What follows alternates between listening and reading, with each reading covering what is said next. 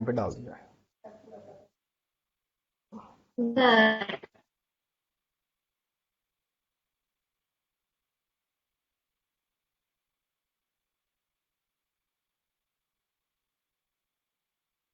आप चेक कर सकते हैं, लाइव शुरू हो चुका है।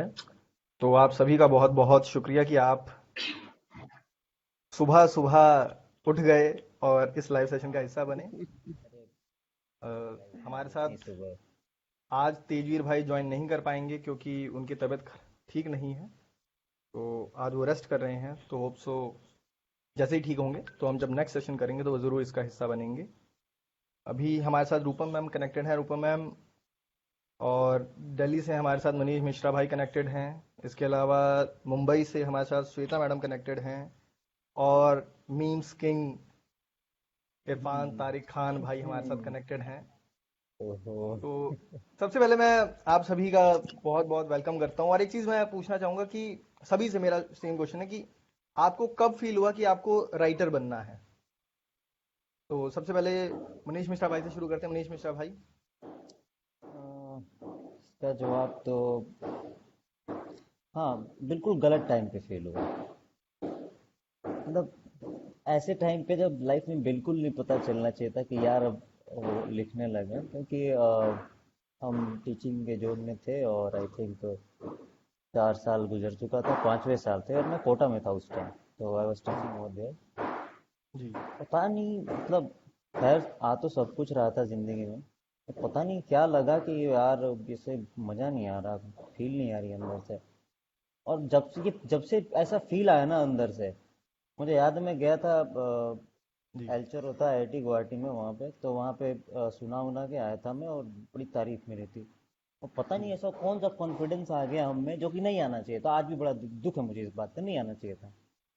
तो उसके बाद मैंने कहा बस अब सब छोड़ो, अब तो जी। हम लिखेंगे। तो ऐसे ही कुछ हुआ था, मतलब वही बोल रहा, गलत टाइम पे था तो नहीं, left teaching and all.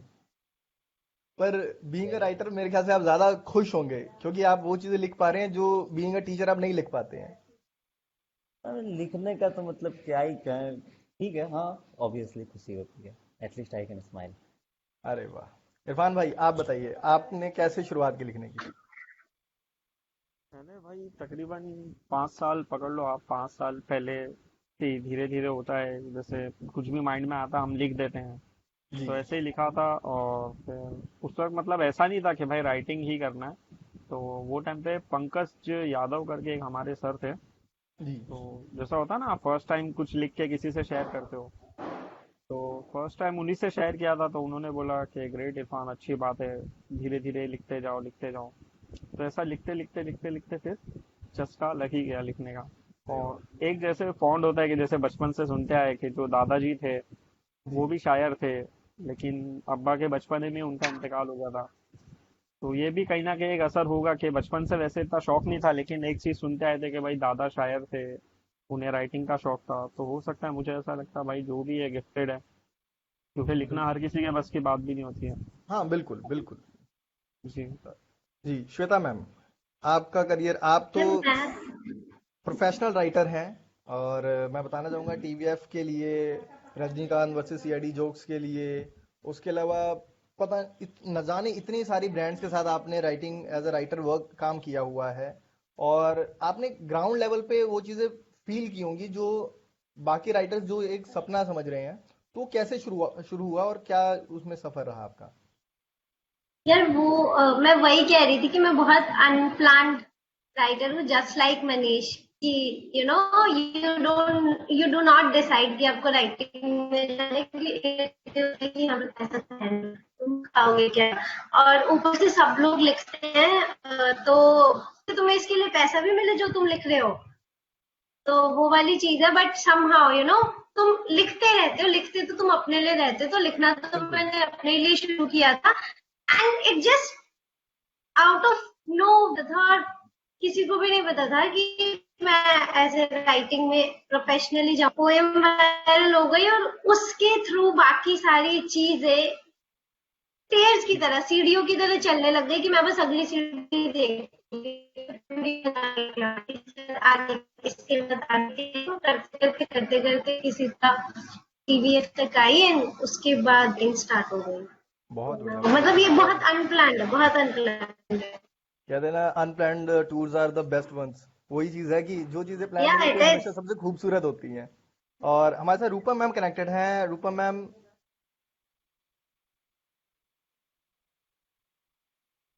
Hi ma'am, कैसे हैं आप? हाय। बहुत बढ़िया। मैं आप लोगों तो का डिस्कशन सुन रही थी कि अरे आप लोगों को मेरी शुक्रिया आवाज आ शुक्रिया। रही है। बिल्कुल बिल्कुल बिल्कुल मैम, परफेक्टली आ रही है। तो मैम हाँ, कैसे मैं आप शुरू हुआ लोगों आपका पोएट्री का करियर? जी। मेरा तो मैंने कभी सोचा भी नहीं था। मतलब it started very early in school itself. तो मैं कुछ कुछ रेसिटेशन कंपटीशन, डिबेट कंपटीशन में पार्टिसिपेट करती रहती थी, लिखती रहती थी, ट्रिबल करती रहती थी। उसके बाद eventually it became part of my life क्या कि बात। लिखो और एक्सप्रेस करो। तो मेरा तो बहुत ही डिफरेंट रहा है कि लिखना और एक्सप्रेस करना। And also I started writing letters, जो मैं अभी भी करती हूँ। अरे वाह, उस चीज से मैं बहुत ज्यादा रिलेट करती हूँ। वाह वाह वाह, क्या बात है। लेटर्स एक इकलौती ऐसी चीज है, हमने सभी ने लिखी जरूर है, बट बहुत ही रेयर वंस लोग हैं जो दे पाए वो लेटर्स को। मतलब डेली कुछ ना कुछ हमने एक लेटर लिखा कि ये खत उसके नाम है।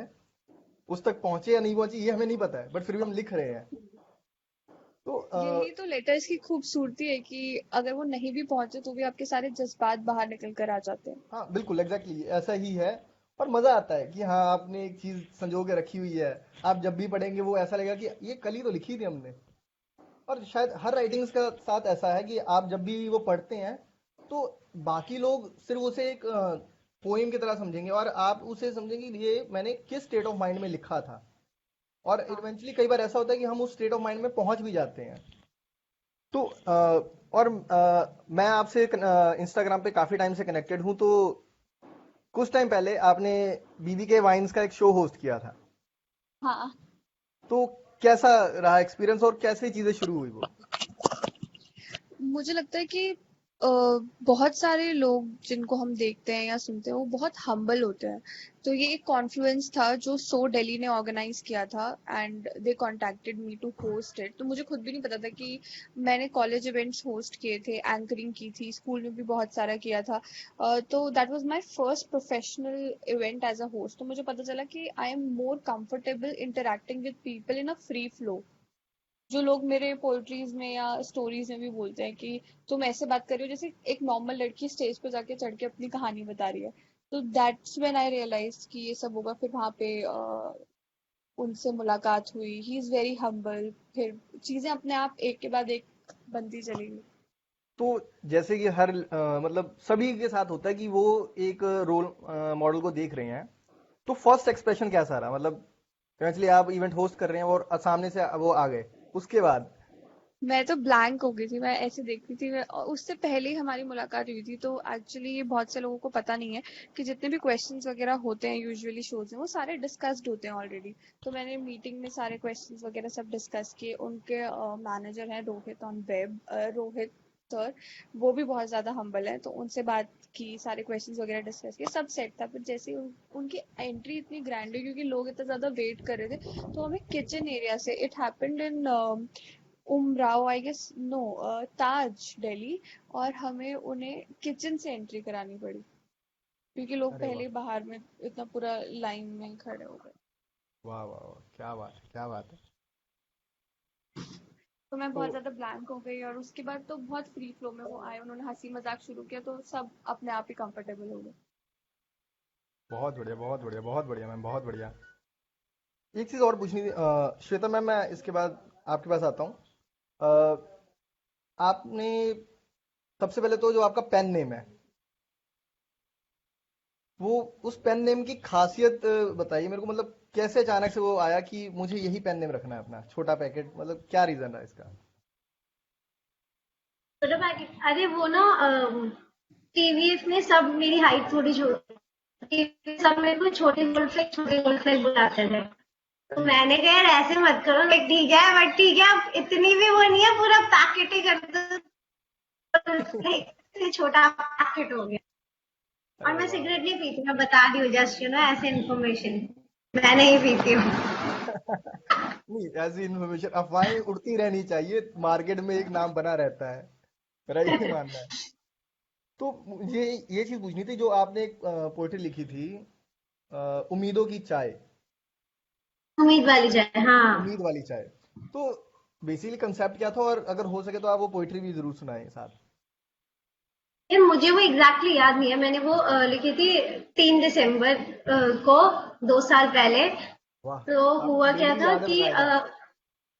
हाँ मुझे याद है, क्योंकि वो ऐसे लिखी गई थी। तो क्या हुआ था, मैंने एक पोएम लिखी थी उम्मीद वाली चाय, बेसिकली जी। वो वाली सी चाय से ना, मतलब जैसे कि तुम अभी पूछ रहे थे कि सब लोग चाय वाय पीते रहते हैं, हम लोग ये वो वगैरह, तो चाय से अलग ही प्यार हो जाता है, मतलब आदत भी बोल सकते हो, पीते हाँ पीते बिल्कुल। पीते पीते। तो मैं नहीं पीती तो मेरी सुबह नहीं होती। एंड दूसरी बात, जैसे कि मतलब सुबह gives you a hope, right, every time it gives you a hope कि ठीक है, नई तरीके से शुरू कर लो, कल काम नहीं हुआ तो आज ट्राई कर लो। लेकिन आज भी अगर तुम्हें आलस में ही बिताना है तो अगली सुबह ट्राई कर लेना, भी मोस्टली स्टार्ट वो जी जी। न्यू डे, नया काम। तो वो वैसे एक वो आई थी दिमाग में, उम्मीदों वाली चाय, कि ठीक है घी बनाते हैं ना सुबह, तो बिल्कुल बिल्कुल। उससे उम्मीदों वाली चाय आई थी। और मैंने अमन, पहले एक छोटा सा पोइट्री सर्किट था, जो नहीं है, पोइटिकल बॉकन, अमन जायसवाल और 3-4 मेरे दोस्त वो चलाते थे। तो मैंने उनको वो पोएम सुनाई और उन्होंने बोला कि अरे अच्छी है, रिकॉर्ड करते हैं। और उस दिन हमारा घूमने का प्लान था सबका, कि वाह। हम यहाँ पे जाएंगे घूमने के लिए, और हम गए थे घूमने के लिए। हमने वो रिकॉर्ड कर ली थी, वो भूली हुई यादें ले ली थी, जो पीछे दीवारें हैं, चालान के पास है वो, मेट्रो स्टेशन के पास। वाह, तो ऐसे थी, तो बहुत ऐसे बढ़िया, थे। बहुत बढ़िया, बहुत बढ़िया, बहुत बढ़िया।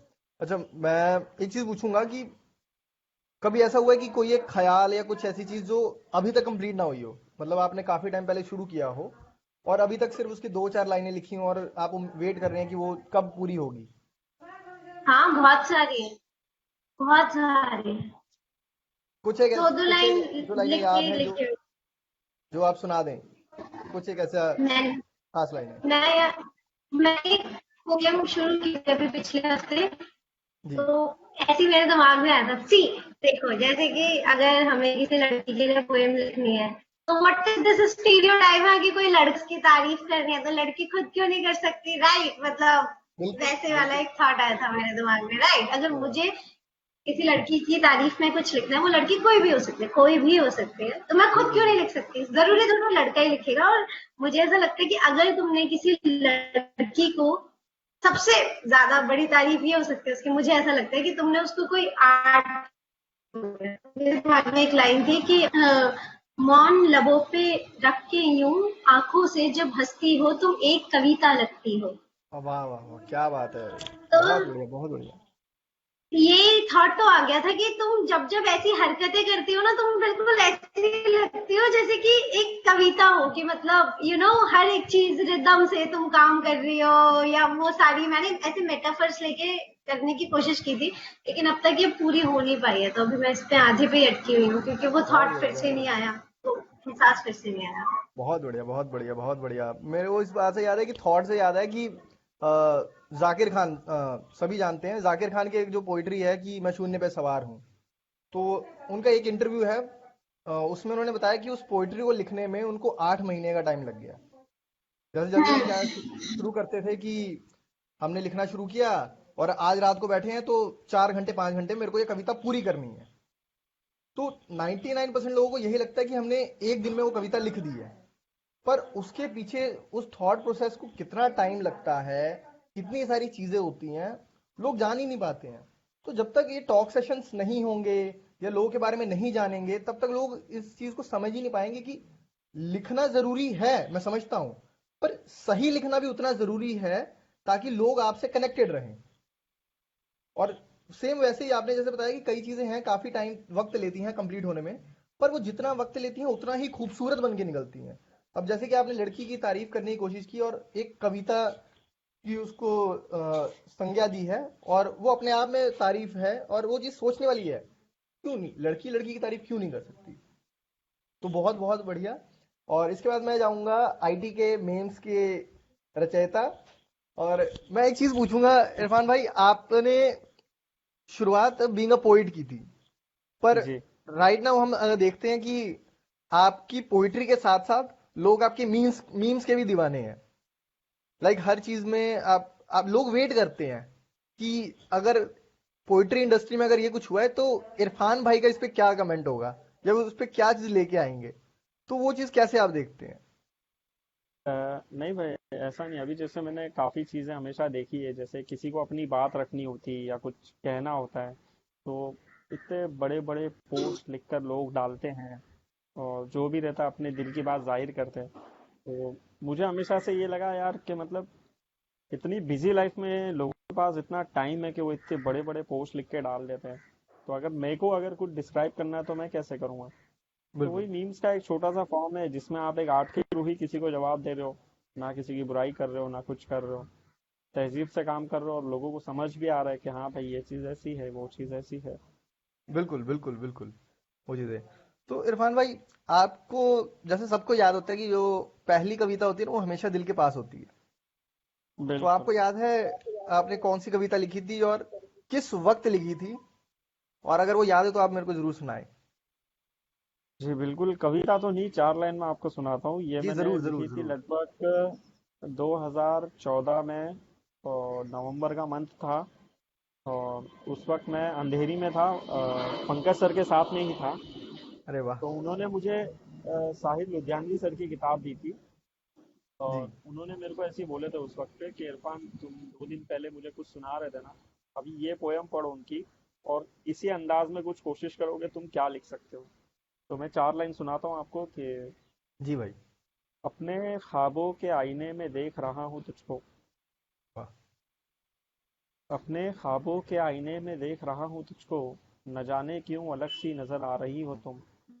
वाह, वो बहुत बढ़िया। सादगी वो कश्मकश अब नजर नहीं आ रहा तुझमें, आज तेरी हर अदा बनावटी नजर आ रही मुझको। अरे तो वाह, खैर ये क्या पोइट्री बात तो है। नहीं बोल सकते, लेकिन हाँ ये 4 लाइन एक सोचा था कि चलो हम भी कुछ लिख के देखते हैं इस पे कुछ, तो नहीं वैसे ही बिल्कुल लिखा था ये। बिल्कुल, शुरुआत तो एक ख्यालों से ही होती है, और ख्याल जितने डे बाय डे जितने पुख्ता होते जाते हैं और उसका मजा और अच्छा होना लगता है। वो कहते हैं ना कि एक आप बिल- कला सीख लेते हैं कि ज्यादा बातों को कैसे थोड़े से लफ्जों में आपको लिखना है। बिल्कुल तो बिल्कुल। बहुत बहुत शुक्रिया भाईजान। मैं इसके बाद आऊंगा मनीष भाई के ऊपर। मनीष भाई, मुझे एक चीज पूछनी है कि आप इतने मस्त मौला कैसे बन के रहते हैं? मतलब लाइक सभी अपने अपने लाइफ में बिजी रहते हैं और वो चाह के भी ना मेंटली तौर के ऊपर शांत नहीं हो पाते हैं।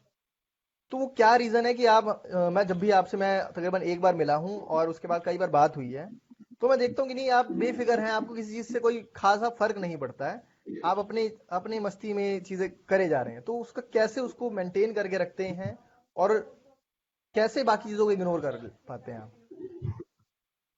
क्या है ना, अरे जिंदगी में बिल्कुल वक्त नहीं था लाइफ में। मतलब जी। इतना भी नहीं था कि घर पे रहता था ना, कुछ तकरीबन 4 साल घर पे रहा, तो मम्मी तक से मिलने का टाइम नहीं होता था। अरे वाह। तो ये बात बड़ी एक्चुअली खलती थी अंदर ही अंदर, और उस वक्त गुस्सा बहुत आता था। तो मैं हमेशा बोलता हूँ, मुझे आज भी लगता है कि एक्चुअली क्या है ना कि हमारे अंदर ना बहुत वाहियात वाहियात चीजें होती हैं। लाइक अगर हम खुद बोलना शुरू नहीं करें, अगर हम अंदर ही अंदर चुप रहने लगे, तो हम जानवर बनते जाते हैं। बिल्कुल और बहुत ये जो एक होता है आपका गुस्सा, आपका सब कुछ, तो मेरे में बहुत ज़्यादा डेवलप हो गया था। तो इसलिए हमने ऐसी छुट्टी ली ना जिंदगी से, ऐसी छुट्टी ली कि आज कोई टेंशन नहीं है। मतलब सच बताऊं, है हालांकि बहुत सारी टेंशन है, बट फुर्सत पे हैं। तो जब तक फुर्सत में है, चिल है। और होती है, चिंताएं होती है, पर अब क्या करें। अब बिल्कुल। है तो है, अब है तो है, इट्स ओके, इट्स फाइन। मतलब 4 लाइनें भाई जो आपके सबसे दिल के पास हो।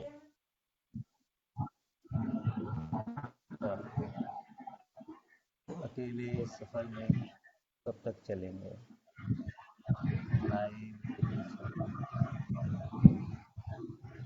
अकेले इस सफर में कब तक चलेंगे, रसाए मेरे पीछे कब तक चलेंगे, और मंजिल से पहले कोई ठिकाना मिले, से पहले कोई ठिकाना मिलेगा, उम्मीद में आखिर हम कब तक चलेंगे। अरे वाह। हाय हाय। अरे वाह वाह, क्या बात है, क्या बात है, क्या बात है। तो चलिए एक एक्सरसाइज करते हैं, छोटी सी एक्सरसाइज करते हैं। रूपा मैम कनेक्टेड हैं आप?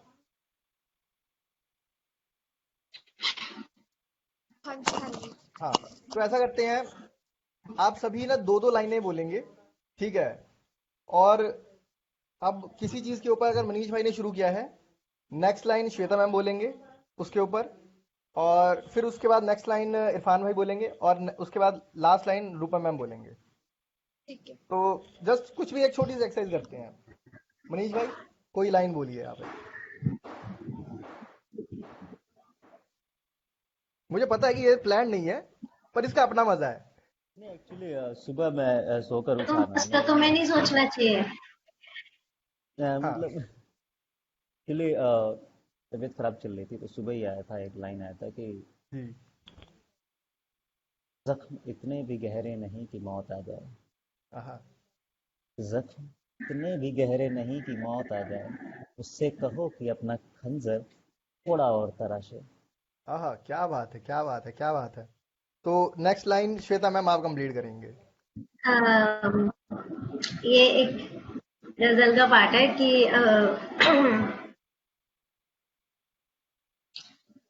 तेरे जानते चाहते से असर कम करे, कह दो तुम ही हो जालिम, ये क्या हम करें, तेरी हाँ चाहत का कैसे असर कम करे, कह दो तुम ही हो जालिम, जख्म दिल के निगाहों से दिखने लगे, जख्म दिल के निगाहों से दिखने लगे, आंसू आंखों में छम छम करे, चाहत का कैसे असर कम करे। हाँ, क्या बात है, क्या बात है, क्या बात है, क्या बात है। जितनी खूबसूरत उतनी खूबसूरत कविताएं। और इसके बाद इरफान भाई के पास चलते हैं। इरफान भाई आप बताएं। जी भाई, इसमें किताब वर्ड का नाम आया था तो इससे दो लाइन में बोलना चाहूंगा जी जी कि अच्छा। अपने अहबाब को गाली दे रहे हैं, अपने अहबाब को गाली दे रहे हैं, रद्दी वाले किताब को गाली दे रहे हैं। अरे वाह, क्या बात है, क्या बात ये है, क्या दो बात है, लाइन क्या। थी। बहुत बढ़िया, बहुत बढ़िया। रूपम मैम।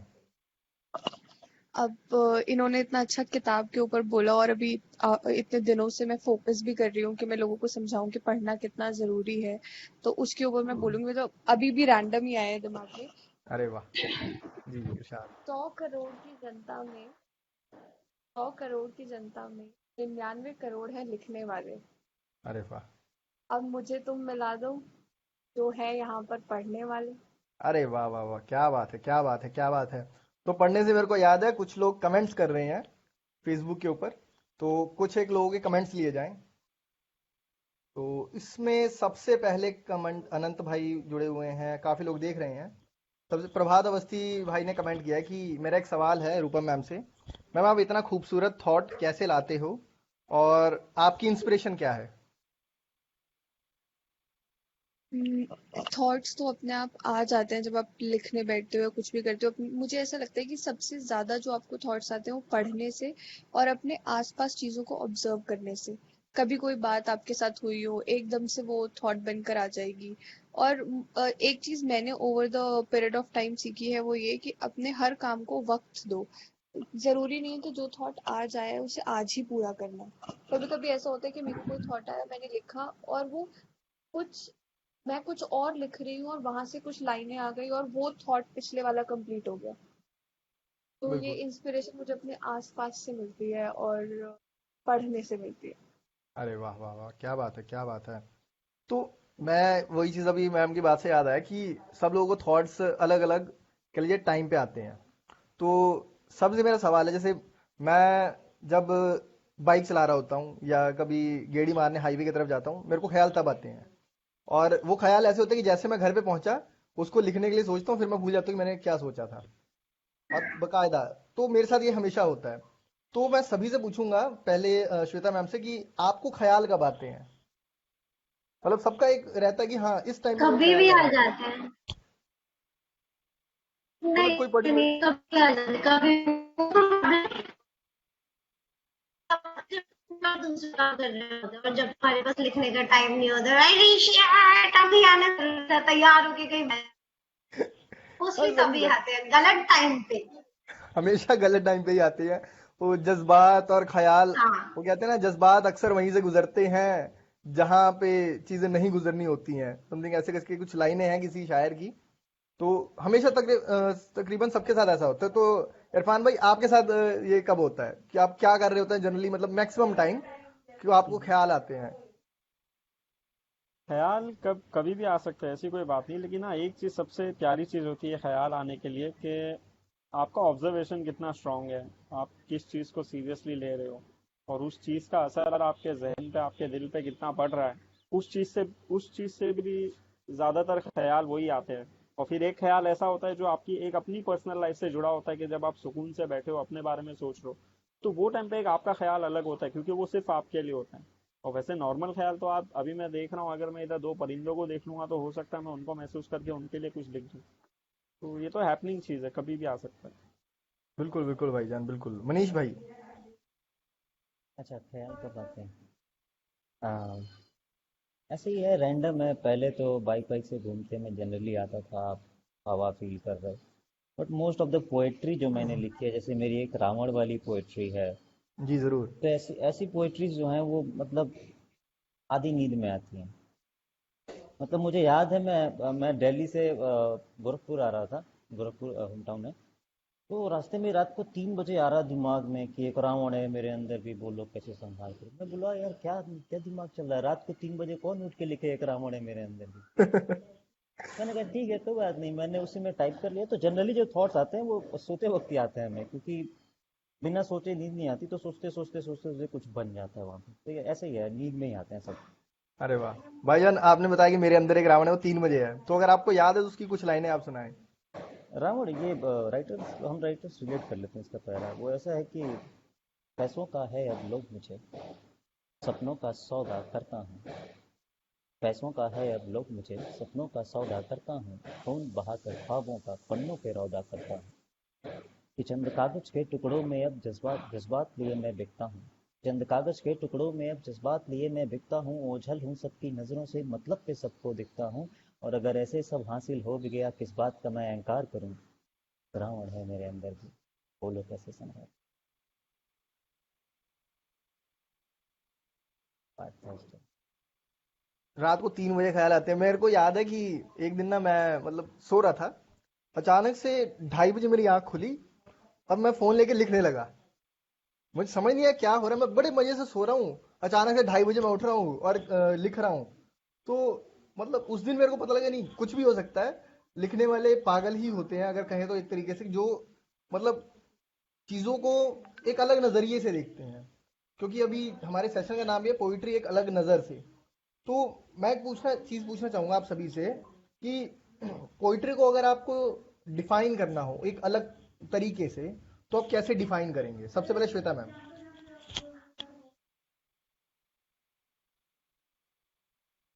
अगर पोइट्री पोइट्री ना आई होती तो आपके लिए क्या काम होता?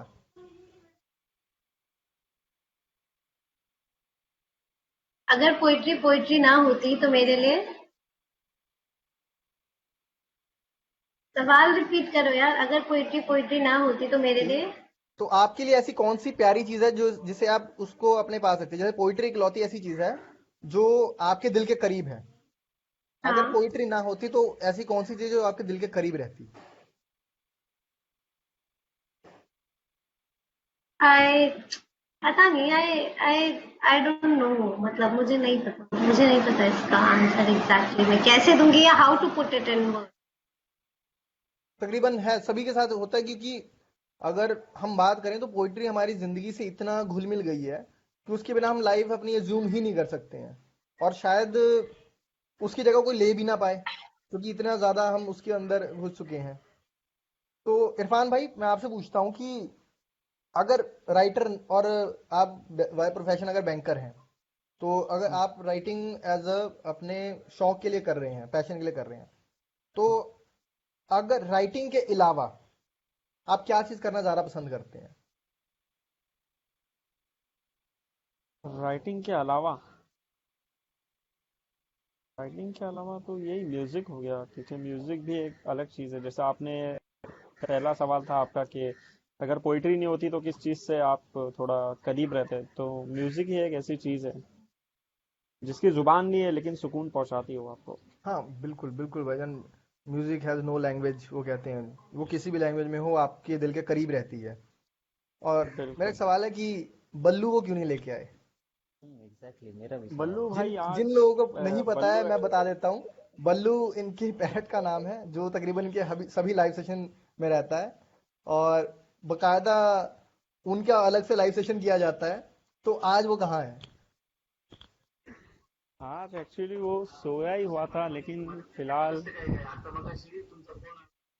एक मिनट, हाँ, दिख रहा होगा होप आपको। हाँ जी, बिल्कुल बिल्कुल। हाय बल्लू। अभी खाने में बिजी हो गया, अभी सो के उठा है जस्ट। अरे वाह वाह वाह, क्या बात है, क्या बात है भाई जी, क्या बात है, क्या बात है, बहुत बढ़िया भाईजान। तो मनीष मिश्रा भाई, एक चीज मैं पूछूंगा, लाइक अगर हम दिल्ली सर्कल की बात करें, तो काफी सारे ओपन माइक्स प्लेटफॉर्म ओपन हो चुके हैं राइटर्स को परफॉर्म करा, राइटर्स को स्टेज देने के लिए, उसके साथ साथ उनको एक अपनापन देने के लिए। और स्टिल कई राइटर्स ऐसे हैं वो अपने आप को आगे नहीं लेके आ पा रहे हैं। तो क्या रीजन हो सकता है कि, क्योंकि अगर हम सिर्फ दिल्ली सर्कल की बात करें, तकरीबन 2 से 3 हजार राइटर्स हैं, बट चुनिंदा हम राइटर्स की बात करें तो तकरीबन 20 से 25 ऐसे राइटर हैं, या कुछ एक ऐसे नाम हैं जिन्हें लोग जानते हैं। बाकी राइटर्स को ऐसा क्या करना चाहिए, या क्या ऐसी चीजें हैं जो इन 50 लोगों को बाकियों से डिफरेंट करती है? तो उसके बारे में आप क्या कहेंगे कि क्या, कैसे वो अपने आप को सामने ला सकते हैं? वैसे तो खैर हम भी अभी उसी दौर में है कहीं बीच में, तो ज़्यादा कुछ तो नहीं कहेंगे।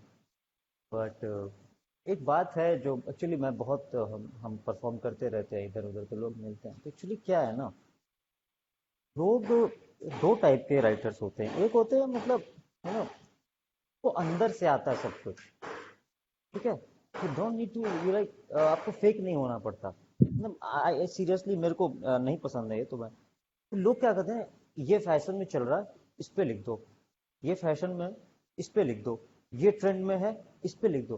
ब्रो, क्या ही मतलब, अगर आपको उसकी बारे में जस्ट जस्ट इमेजिन, अगर आपको उसके बारे में इतना सा फील नहीं है, ठीक है, आप लिख भी लोगे, चलो क्रिएट कर लिया आपने, आप बोलोगे कैसे?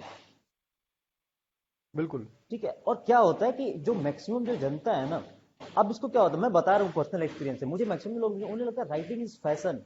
ये कोई फैशन नहीं है, ये कोई वो मतलब ऐसा नहीं है कि मैं राइटर हूँ, ये कोई फैशन वाली बात नहीं, हम तो मजबूर, हमसे किसी ने पूछा था क्यों लिखते हो, हम बोले मजबूर है, नहीं लिखे तो जाएंगे कहाँ, नहीं, मतलब बहुत जिएंगे बढ़िया, बहुत कैसे? सीरियसली, तो ये सबसे इंपॉर्टेंट चीज है कि आप कुछ भी लिखो, मतलब आप बेसिक से बेसिक बात लिखो, बट ऐसा लिखो जो एटलीस्ट रियल हो, रिलेटेबल हो और दिल के करीब हो, ताकि आप उसको बोलो तो लगे कि हाँ, सामने वाला बोलने से ज्यादा इसको जी रहा है।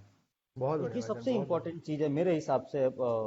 अभी जो अभी नए नए लोग मिल रहे हैं लिखने में, क्योंकि क्या बोलूं मैं, हम तो मतलब नहीं, इसी तकरीबन ऊपर होते हैं। तकरीबन सभी लोग जानते हैं कि पिछले कुछ महीनों से कुछ अलग ही डिफरेंट तरह का कंटेंट सामने आ रहा है, जो रिलेट भी नहीं कर सकते हैं और आप उसको इग्नोर भी नहीं कर सकते हैं।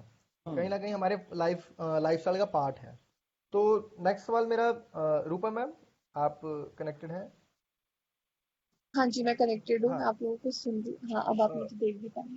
बिल्कुल बिल्कुल मैम, मैं एक चीज पूछना चाहूंगा कि अगर मैं आपको कहा जाए कि 5 साल बाद बीइंग अ राइटिंग, अगर आप चाहें कि आपको 5 साल दिए जाएं, तो आप राइटिंग के किन किन फील्ड को आप एक्सपेक्ट को आप टच करेंगे, और उसके बाद 5 साल बाद आपको बीइंग अ राइटर या फिर बीइंग अ परफॉर्मर आपको कहाँ पहुंचना चाहेंगे, और क्या खास ये करना बिल्कुल, चाहेंगे? बिल्कुल आपने एचआर वाला सवाल पूछा है कि आप where do you see yourself in the बिल्कुल next 5 Where do you see years। yourself in बिल्कुल बिल्कुल। 5 years? एक्चुअली क्या है कि हम सभी लोग लिख जरूर रहे हैं, बट उसका फ्यूचर क्या है? आधे से ज्यादा लोग आ चुके हैं, बट उनको सिर्फ इधर उधर घूम रहे हैं, बट उनको पता ही नहीं कि पहुंचना कहाँ है। तो वो चीज कैसे उनको हेल्प कर सकती है? अभी एक बहुत अच्छी चीज इन्होंने बोली कि लिखेंगे नहीं तो जाएंगे कहाँ। तो आपको ये डिसाइड करना पड़ेगा कि आप लिखना क्यों चाहते हो। If it is for fame, अगर आपको सिर्फ सिर्फ फेम चाहिए तो उसके और भी बहुत तरीके हैं। फेमस तो धिनचाक पूजा भी है, बट उनका तरीका एक बहुत अलग तरीका है। So it completely depends that what you exactly do you want to do. Why do you want to write? और कुछ जैसे बहुत से राइटर्स होते हैं, मैं उन्हीं लोगों को राइटर कहूंगी जिनके साथ ये चीज नेचुरली होती है। That if you would not do so, what would you do? That is something that I completely believe in. बिल्कुल बिल्कुल बिल्कुल मैम, बहुत सही है। और जैसे कि अभी सभी चीजें चल रही हैं, साथ साथ हम पोइट्री भी सुनेंगे। तो आप अपनी फेवरेट पोइट्री और जो सबसे दिल के करीब है वो पोइट्री सुनाए। अभी recently I've started exploring darkness, which is the darker side of it. तो मैं उसी से कुछ सुनाऊंगी कि उसकी 3 लाइनें जो मुझे बहुत करीब, जो मेरे बहुत करीब है, वो ये कि let me just remember that. Just give me 2 minutes. जरूर जरूर मैम। हम राइटर्स के साथ ये दिक्कत रहती है, हम ख्याल लिखते हैं, फोन पे लिखते हैं, पेज पे लिखते हैं, और सबसे ज्यादा दिक्कत होती है हमें याद नहीं हो पाता है। ये सभी के साथ होता है, आई एम श्योर, क्योंकि मैंने भी कई चीजें लिखी हैं, वो लिखी हुई हैं, और कई टाइम बाद जब मैं फोन स्क्रॉल कर रहा हूँ तो मेरे को याद आता है, अच्छा मैंने ये भी कुछ इस पे रिलेटेड भी कुछ लिखा हुआ है, मेरे को तो पता ही नहीं था। तो तकरीबन सभी के साथ ऐसा होता होगा। तो रूपा मैम आप तब तक एक बार हाँ सर्च जी। कर लीजिए। नहीं, मेरे को और मेरे मतलब I remember it now, which is कि जी जरूर अपने सुनाइए। 2 तकिए के साथ दूर, अपने गद्दे पर, और एक रजाई। लोग इन्हें आरामदायक कहते हैं, जिसका अर्थ है कि आराम खरीदा जा सकता है। जो वाह आपने अपने डर से लड़ने के लिए खरीदा था, वो आज अर्धरात्रि में विफल हुआ। बहुत बढ़िया बहुत बढ़िया बहुत बढ़िया मैम, बहुत बढ़िया। श्वेता मैम कंटेंट पोइट्री के ऊपर आ रहे हैं, तो हाँ जी, मैं चाहूंगा मैं आप भी कुछ एक अपने दिल के करीब जो नज्म है, पोइट्री है, वो आप सुनाएं। एक्चुअली जैसे रूपम ने सुना है, ऐसा सा ही कुछ मैंने जी भी जरूर थोड़े दिन जरूर। पहले लिखा था, दो मेरे दिल के करीब नहीं है, अरे बिल्कुल बट बिल्कुल। हाँ, I wrote it some few days ago कि मेरी नींदें पेट से थी, हाँ। मेरी नींदें पेट से थी तो कल इसने दो ख्वाब जने, वाह। मेरी नींदें पेट से थी तो कल इसने दो ख्वाब जने, दोनों ही मर गए रातों में, अब आस में है फिर गर्भ चढ़े। अरे वाह, क्या बात है, क्या बात है, क्या बात है, बहुत ही उम्दा ख्याल, बहुत ही उम्दा ख्याल। इरफान भाई जी आपकी भाई। कुछ कुछ लाइनें। मेरी तो हमेशा ओवरऑल 4 आपकी फेवरेट एक लाइन पोइट्री रहती है है। कि ऐसा भी हो सकता था समथिंग करके, मैं चाहूंगा आप वो सुनाएं। अ, फिलहाल तो मतलब पूरी याद नहीं आ रही मुझे वो। जितनी लाइनें आती हैं प्लीज। पता है। नहीं, एक्चुअली ऐसा शायद याद नहीं आ रहा, मेरे को पूरा ही नहीं याद आ रहा। फॉर एग्जांपल कुछ और 2 लाइन, अगर 2 वर्ड आप ऐड करके बताएं तो। मैं मैं चेक करके जाता हूँ, तब तक आप अपनी जो आपकी कुछ पोइट्री की लाइनें हैं तब तक आप वो सुनाएं। बिल्कुल बिल्कुल, कि गुस्सा अपना ठंडा रखो, सब्र अंदर जिंदा रखो। हाँ गुस्सा अपना ठंडा रखो, सब्र अंदर जिंदा रखो। हाथ मिलाओ सबसे लेकिन दोस्ती यारी चुनिंदा रखो। हाँ हाँ, क्या बात है, क्या बात है, क्या बात है, नाइस। क्या बात है, क्या बात है, बहुत बढ़िया भाई, बहुत बढ़िया, बहुत बढ़िया। तो इतनी सारी अच्छी पोइट्री हैं। अब एक ना मेरा एक ख्याल था कि जी। अब लफ्ज रुक जाते हैं किसी से इकरार में, ये सुलझा हुआ इंसान था अब उधेड़ मुन में फंसा है। तो मेरे को लगता है कि सभी लोग ये समझते हैं कि राइटर बहुत सुलझे हुए इंसान होते हैं, मतलब सिंपल है, इनको किसी चीज से खास फर्क नहीं पड़ता है। पर in reality being a writer हम जानते हैं कि कितनी सारी चीजें अंदर चल रही होती है। तो उसके बारे में कुछ बताएं कि अगर हम इस बीइंग अ राइटर अगर प्रोफेशन को चुन रहे हैं, लोगों से मिल रहे हैं, तो धेड़ बुन अंदर हमारे अंदर इतने सारे थॉट्स चल रहे हैं, उनको कैसे कंट्रोल कर सकते हैं। क्योंकि अभी ये है कि राइटर हैं, हमें पता है कि पैसा भी नहीं कमा रहे हैं, या हमारा एक बहुत ज़्यादा टाइम जो है लिखने में जा रहा है, उधर से अर्निंग नहीं आ रही है, फिर कई बार क्या होता है कि फैमिली सपोर्ट नहीं करती है। तो उन सब चीज़ों को कैसे टैकल किया जा सकता है। इरफान भाई आप बताइए। जी भाई, मेरा मानना तो यही है कि मतलब इंसान को अपने आप में एकदम वैसा मतलब एकदम खुद को फ्री रहना चाहिए एकदम, मतलब जैसे बोलते हैं ना, माइंड में ज्यादा हवा नहीं होना चाहिए। जैसे एकदम आराम से उसको एक बात पता रहना चाहिए कि अगर उसके पास एक दिन में 24 घंटा है, तो अगर वो बाकी सारे काम खुद कर भी लेता है तो एटलीस्ट उसके पास 1 घंटा या 1.25 घंटा ऐसा होता है जो वो खुद के लिए निकाल सकता है। बहुत बढ़िया, बहुत तो बढ़िया, उस बहुत बढ़िया। दौरान उसके लिए ये जरूरी है कि रोज उसको एक प्रैक्टिस बना के रखनी है भाई, कि भले एक दिन में एक लाइन लिखूं या एक ख्याल लिखूं, लेकिन जी, 1 से 1.25 घंटा बैठ के मेरे को कोशिश करना ही है कि भाई मैंने दिन भर में क्या ऑब्जर्व किया। बिल्कुल बिल्कुल बिल्कुल, बहुत बढ़िया भाई, बहुत बढ़िया। थॉमसन, एक बस। कमेंट लेते हैं साथ में। थॉमसन भाई का कमेंट है कि जॉन का पंखा हूँ, इरफान भाई का कलाम। जी।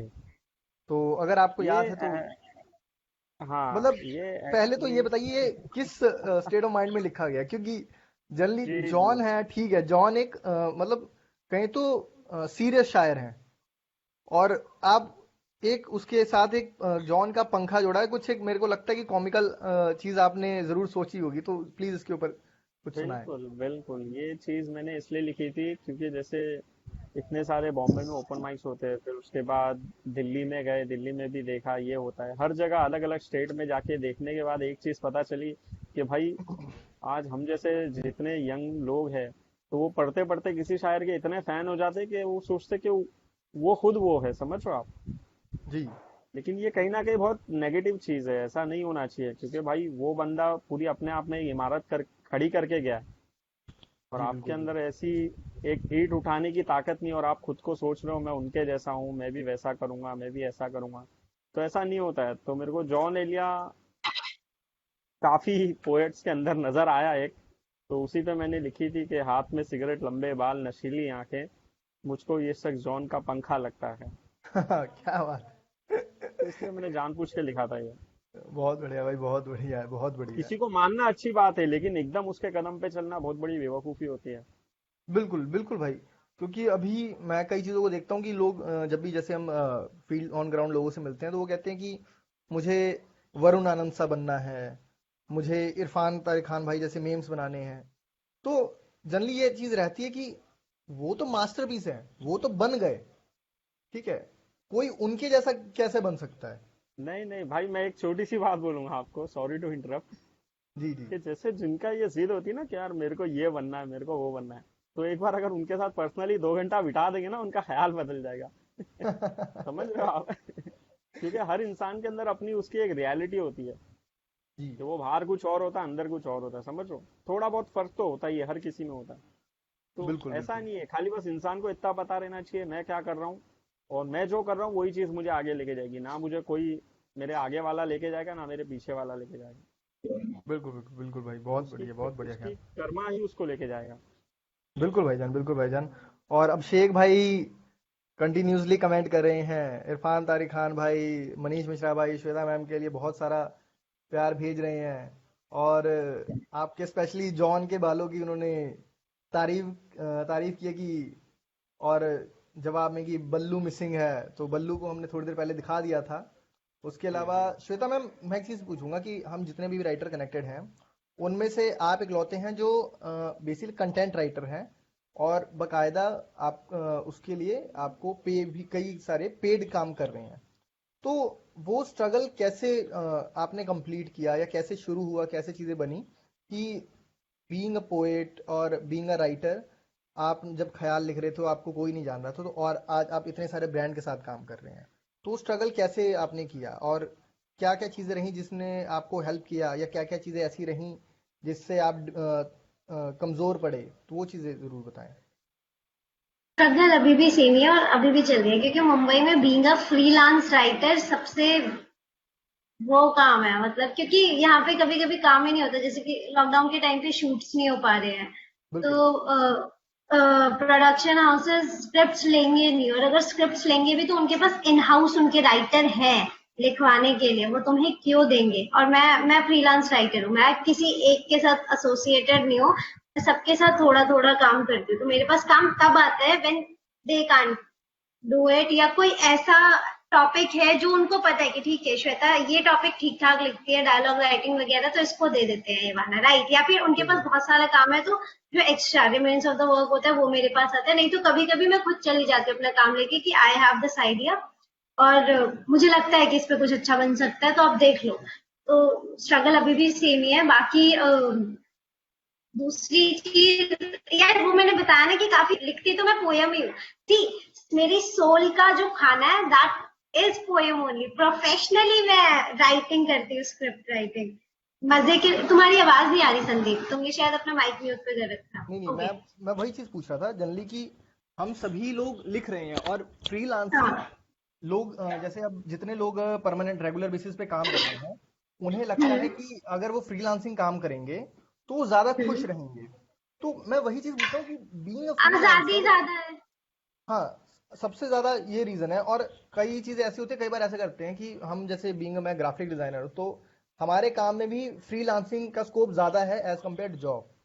हाँ तो या हम तो जो चीज सोचते हैं कि फ्रीलांस करके वो ज्यादा खुश रह सकते हैं, और इसमें जो थॉट है और रियलिटी को आप कैसे चीजों को बताएंगे कि फ्रीलांसिंग ठीक है बट उसमें चैलेंज, एक तो आपने बताया कि आपको रेगुलर बेस पे काम नहीं मिलता है। दूसरा, आप जो प्रोडक्शन हाउस के अपने इन हाउस राइटर हैं, उनसे उनके पास ज्यादा काम हो तब चीजें आपके पास आती हैं। और एक चीज फिर इसमें मैं भी ये भी पूछना चाहूंगा कि आप एक टाइम ऐसा भी आता होगा कि आपके पास सभी लोगों से काम इतना ज्यादा आ चुका है और लिखने के लिए हाँ एक स्टेट ऑफ माइंड होता है, तो उससे आप कैसे टैकल करते हैं? जैसे एक स्क्रिप्ट आपके पास एक आ रखी है कॉमेडी की, एक आ रखी है हाँ, रोमांटिक और स्टोरी लिखनी दूसरी है। एग्जैक्टली हाँ, तो वो माइंड बहुत जल्दी स्विच करना पड़ता है। और कभी कभी ऐसा भी होता है कि जब बहुत सारा काम आ जाता है ना, पड़ता है या तो तुम मना कर दोगे एक दो को कि नहीं दे सकती अभी क्योंकि टाइम नहीं है। लेकिन तुम मना करोगे तो तुम्हें पता है कि अगली बार ये शायद अपना काम लेके तुम्हारे पास नहीं आएंगे। बिल्कुल किसी को भी, बिल्कुल इतने सारे लोग हैं मुंबई में, हर दूसरा बंदा लिख रहा है, वो तुम्हारे पास ही क्यों आएंगे, किसी से भी लिखवा लेंगे ना। तो बिल्कुल बिल्कुल यू कांट से नो, तो वो चॉइस कम होती है ना बोलने वाली, मतलब चॉइस होती है ना बोलने वाली। In fact being a freelancer choice होती है, but you don't say no कि ठीक है जितना काम आ रहा है उतना बेहतर। लेकिन जब बहुत सारा काम आ जाता है ना, तो तुम कुछ भी ढंग से नहीं कर पाते, क्योंकि जल्दी जल्दी लिख के दे रहे, जल्दी जल्दी लिख के दे रहे, जल्दी जल्दी कैरेक्टर अभी स्टैब्लिश नहीं हुआ है लेकिन कहानी पूरी कर दी है। तो बिल्कुल अब कंटेंट इतना अच्छा नहीं निकल पाता जितना तुम्हारे अंदर पोटेंशियल है, जितना अच्छा तुम लिख सकते हो। और दूसरी बात, मे बी उनको तुमने दे दिया, उनको ठीक ठाक भी लगे कि हाँ हाँ ठीक है बन जाएगा, इस पर वीडियो बनाई जा सकती है, लेकिन तुम्हारे खुद के अंदर से वो सेटिस्फैक्शन नहीं आती कि अरे यार इस सीन में ऐसी की बजाय ऐसी करती तो बेटर होता, इसकी बजाय ऐसी करती। और बाद में तुम उन्हें बोल नहीं सकते क्योंकि वो प्री प्लॉट वगैरह सब कुछ कर चुके हैं। बिल्कुल तो ये बिल्कुल। बहुत सारी चीजें होती है। आपने अभी इतने सारे प्रोजेक्ट किए हैं, जैसे टीवीएफ के साथ किया है, रजनीकांत वर्सेस सीआईडी जोक्स के साथ किया है, उसके अलावा और भी फ्रीलांसिंग काम कर रहे हैं। तो उसमें आपका सबसे फेवरेट प्रोजेक्ट कौन सा है, जैसे कि जो आपको करने में और ऑफिस का लिखने में प्यार। आपको लगा था ऑफिस का कि प्यार। ये तो ऑफिस का मतलब प्यार। मैंने लाइफ का सबसे बेस्ट चीज लिख दी है? नहीं नहीं, ये तो नहीं लगा अब तक कुछ भी लिख के। ये लास्ट वाली लाइन हटा दो अपनी, वो तो हमेशा आना राइटर बाकी है। राइटर को हमेशा लगता है यार इससे भी बेहतर होगा होगा। पूरे दुनिया हाँ नहीं, जहान की बट सबसे बेस्ट चीजें मिल जाए फिर भी हम कहते हैं कि नहीं, और कुछ और। इन सब में मेरे को सबसे सही ऑफिस का प्यार ही लगता है। एक और स्क्रिप्ट मैंने लिखी थी, लेकिन उसमें क्या हुआ कि उसमें ना कास्ट मेरी पसंद की नहीं थी। मतलब मुझे देखो कास्ट से कोई दिक्कत नहीं है, लेकिन जब तुम लिख रहे हो तो तुम्हारे दिमाग में एक दो चेहरे होते हैं, तो तुम सोच के चलते हो कि अरे इसमें इसको कास्ट करेंगे, इसमें इसको कास्ट करेंगे। तो उन्होंने मेरी बात नहीं सुनी थी बिल्कुल, और मुझे बड़ा गुस्सा आ गया था। उन्होंने अपने पसंद के एक्टर ले लिए थे, एक सीन हटा दिया था। तो वो स्क्रिप्ट वाइज मुझे बहुत अच्छी लगती है, लेकिन वो जब स्क्रीन पे आई थी तो वो मुझे फिर इतनी अच्छी नहीं लगी, क्योंकि वो मेरे ज्यादा रह नहीं गई ना, उन्होंने बहुत चेंजेस कर दिए। बिल्कुल। तो हाँ, पर ये चीज। इन सब में ऑफिस का प्यार ऑल राइट पे पड़ा है, वो मुझे काफी सही लगता है। उसके और पार्ट्स भी आएंगे, वो मुझे प्यारा लगता है। तो जिन्होंने नहीं देखी ऑफिस का प्यार वो जरूर देखें, ताकि आप नेक्स्ट पार्ट का भी वेट कर सके। और मुझे पता है कि अगर उनको पर्सनली बहुत ज़्यादा पसंद है बीइंग अ राइटर, तो चीज़ बहुत अच्छी बनी होगी। और ये जो चीज़ बताई कि हाँ जो सीन के अकॉर्डिंग कुछ एक चेंज कर देते हैं, तो ये बॉलीवुड के गानों में भी तकरीबन मैंने देखा। जैसे इरशाद कामिल जी की कुछ एक गज़लें हैं जो बॉलीवुड में गाना बनने के बाद वो चीज़ें कुछ काफ़ी हद तक चेंज होगी। या कई बार क्या होता है कि सिंगर या फिर डायरेक्टर अपने हिसाब से चेंज कर लेता है। तो वो चीज को कैसे मतलब आप अपने आप को, अपने दिल को मनाते हैं कि अगर मैंने कोई चीज लिखी है और सामने वाला बंदा अपने अकॉर्डिंग उसमें चेंजेस कर रहा है, तो वो जो दिल में आता है कि नहीं यार मतलब क्यों इसका मर्डर कर रहे हो, तो वो चीज को कैसे आप कंट्रोल करते हैं? गुस्सा आता है बहुत ही ज्यादा। कभी कभी तो बिल्कुल एकदम ये इनके इसके बाद आगे ऐसे इनके साथ भी काम करना है। लेकिन द थिंग इज, वही वाली चीज है कि अभी आप नए नए राइटर हो, नए नए मुंबई में आए हो, आपको कोई जानता नहीं है। तो अगर आपको इतना ज्यादा पार लेनी है कि ठीक है ये मैंने लिखा है एंड आई रियली वांटेड कि जिस तरीके से लिखा गया है उसी तरीके से शूट हो, इसमें इधर उधर मत करो कुछ, क्योंकि मुझे ऐसा लगता है कि ये मेरा फेवरेट सीन है, मैंने दिल से लिखा है, और इसमें मत करो यार इधर उधर, पता नहीं क्यों somehow I you have faith in it, है ना, तुम्हें पता नहीं बिल्कुल होती कि बिल्कुल आगे कैसी चीजें होगी, बट दिल से लिखा है तो you have faith in it. पर ये बात मैं अभी नहीं बोल सकती, मैं भी अब से 2 ढाई साल बाद जब मैं कुछ ढंग का कुछ अच्छा, बिल्कुल जो उसको रिकॉग्निशन मिल जाए वैसा कुछ कर लूं, तब मैं ये बात बोल सकती हूँ, अभी मैं नहीं बोलूंगी, अभी मैं मान जाऊंगी क्योंकि उनको मेरे से ज्यादा एक्सपीरियंस है ऑब्वियसली बिल्कुल इंडस्ट्री बिल्कुल का, बिल्कुल बाकी चीजों बिल्कुल का। और दूसरी बात ये भी होती है कि तुम जब नए नए आते हो तो तुम्हारा ये भी सीन होता है कि सामने वाला तुमसे टाइम से काम कर की बात मान लेते हो कि अरे ठीक है, हो सकता है मैं गलत बोल रही हूँ, बट इनको तो एक्सपीरियंस है, ये तो काम कर चुके हैं, तो सही ही बोलेंगे। बिल्कुल बिल्कुल बिल्कुल बिल्कुल बिल्कुल। बहुत बहुत शुक्रिया। मैं मनीष भाई के पास आऊंगा। मनीष भाई, अ, जब आप टीचर थे तो लाइफ और अब की लाइफ में ऑब्वियस बात है, जमीन आसमान का फर्क है। पहले आप जैसे 9 to 3 जॉब कर रहे थे, उसके बाद से बच्चों के काम का प्रेशर आता था, और अब उन सब चीजों से परे हैं। तो अचानक मतलब वो चीजें कैसे आपने ओवरकम की कि नहीं अब मेरा एक बिजी शेड्यूल है, अचानक से जिंदगी में लॉकडाउन लग गया है, तो कैसे, और फैमिली कैसे मानी? सबसे बड़ी चीज ये होती है कि हम जब अर्न कर रहे होते हैं तो फैमिली कहती है कि नहीं आप बहुत अच्छा काम करे, बहुत अच्छा काम करे, बहुत अच्छा काम करे। अचानक से आपने क्या किया, आपने अपनी जॉब छोड़ दी, उसके बाद पोइट्री शुरू कर ली, तो फैमिली को कैसे आपने मनाया? कि, ऐसा कि एक थोड़ा सा ज्ञान तो नहीं बोल सकते, बट एक सच बताऊंगा। क्या होता है ना सर कि घर वालों को पहले से पता था कि ये लड़का खुरापाती है, ठीक है, क्योंकि मैंने जब कॉलेज से ड्रॉप लिया था तो उनको समझ में आ गया था इसके लक्षण ठीक ना है, ठीक है। तो एक्चुअली बात ये है सर कि कॉलेज से ड्रॉप लेने के बाद थोड़ा सा लाइफ में एक ऐसा फेज आया था जब लोगों ने हम पे ट्रस्ट खो दिया था। ट्रस्ट इन द सेंस कि उनको लगा कि यार ये क्या कर रहा है, इतना पढ़ाई लिखाई कोटा में पढ़ाई वढ़ाई करी फिर क्या कर रहा है। तो उस वक्त बहुत दिल पे बात लगी and then I started teaching. तो फिर बात ये है ना सर कि एक शिकायत रह जाती है अक्सर लोगों को, मेरे अंदर भी थी कि घर वाले यार ऐसे साथ नहीं देते वैसे साथ नहीं देते। तो एक बात है सर, प्यार जो है ना सबके घर वाले करते हैं, सबके। बिल्कुल जरिया अलग हो सकता है, किसी का दिखता है किसी का नहीं दिखता है, कई लोग एक्सप्रेसिव हैं कई नहीं। और जो इज्जत है ना वो कमानी पड़ती है घर वालों को नजर।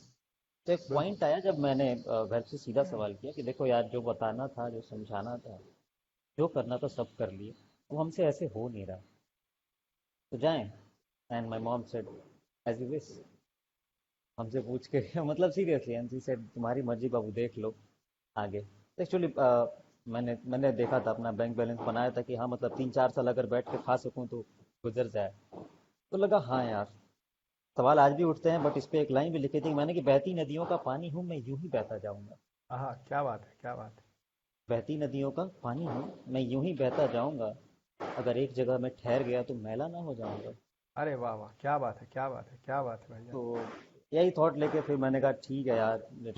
और आज की लाइफ तो आजकल तो मतलब क्या ही, वही दीवार वही कमरे वही आसमान वही बादल वही चांद, वो देखते रहो मजा आता है, मतलब हाँ क्या ही कह रहे हैं।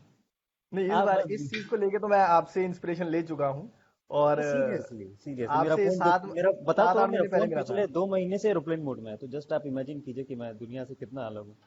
अरे वाह, तो क्या बस बात है, क्या बात ऐसे ही है अपनी जिंदगी, खैर अच्छी है जो भी है। है। नहीं, मैं इसलिए भी आपसे रिलेट कर पाता हूँ क्योंकि मैंने भी अपनी जॉब है वो जनवरी में ही क्विट कर दी है।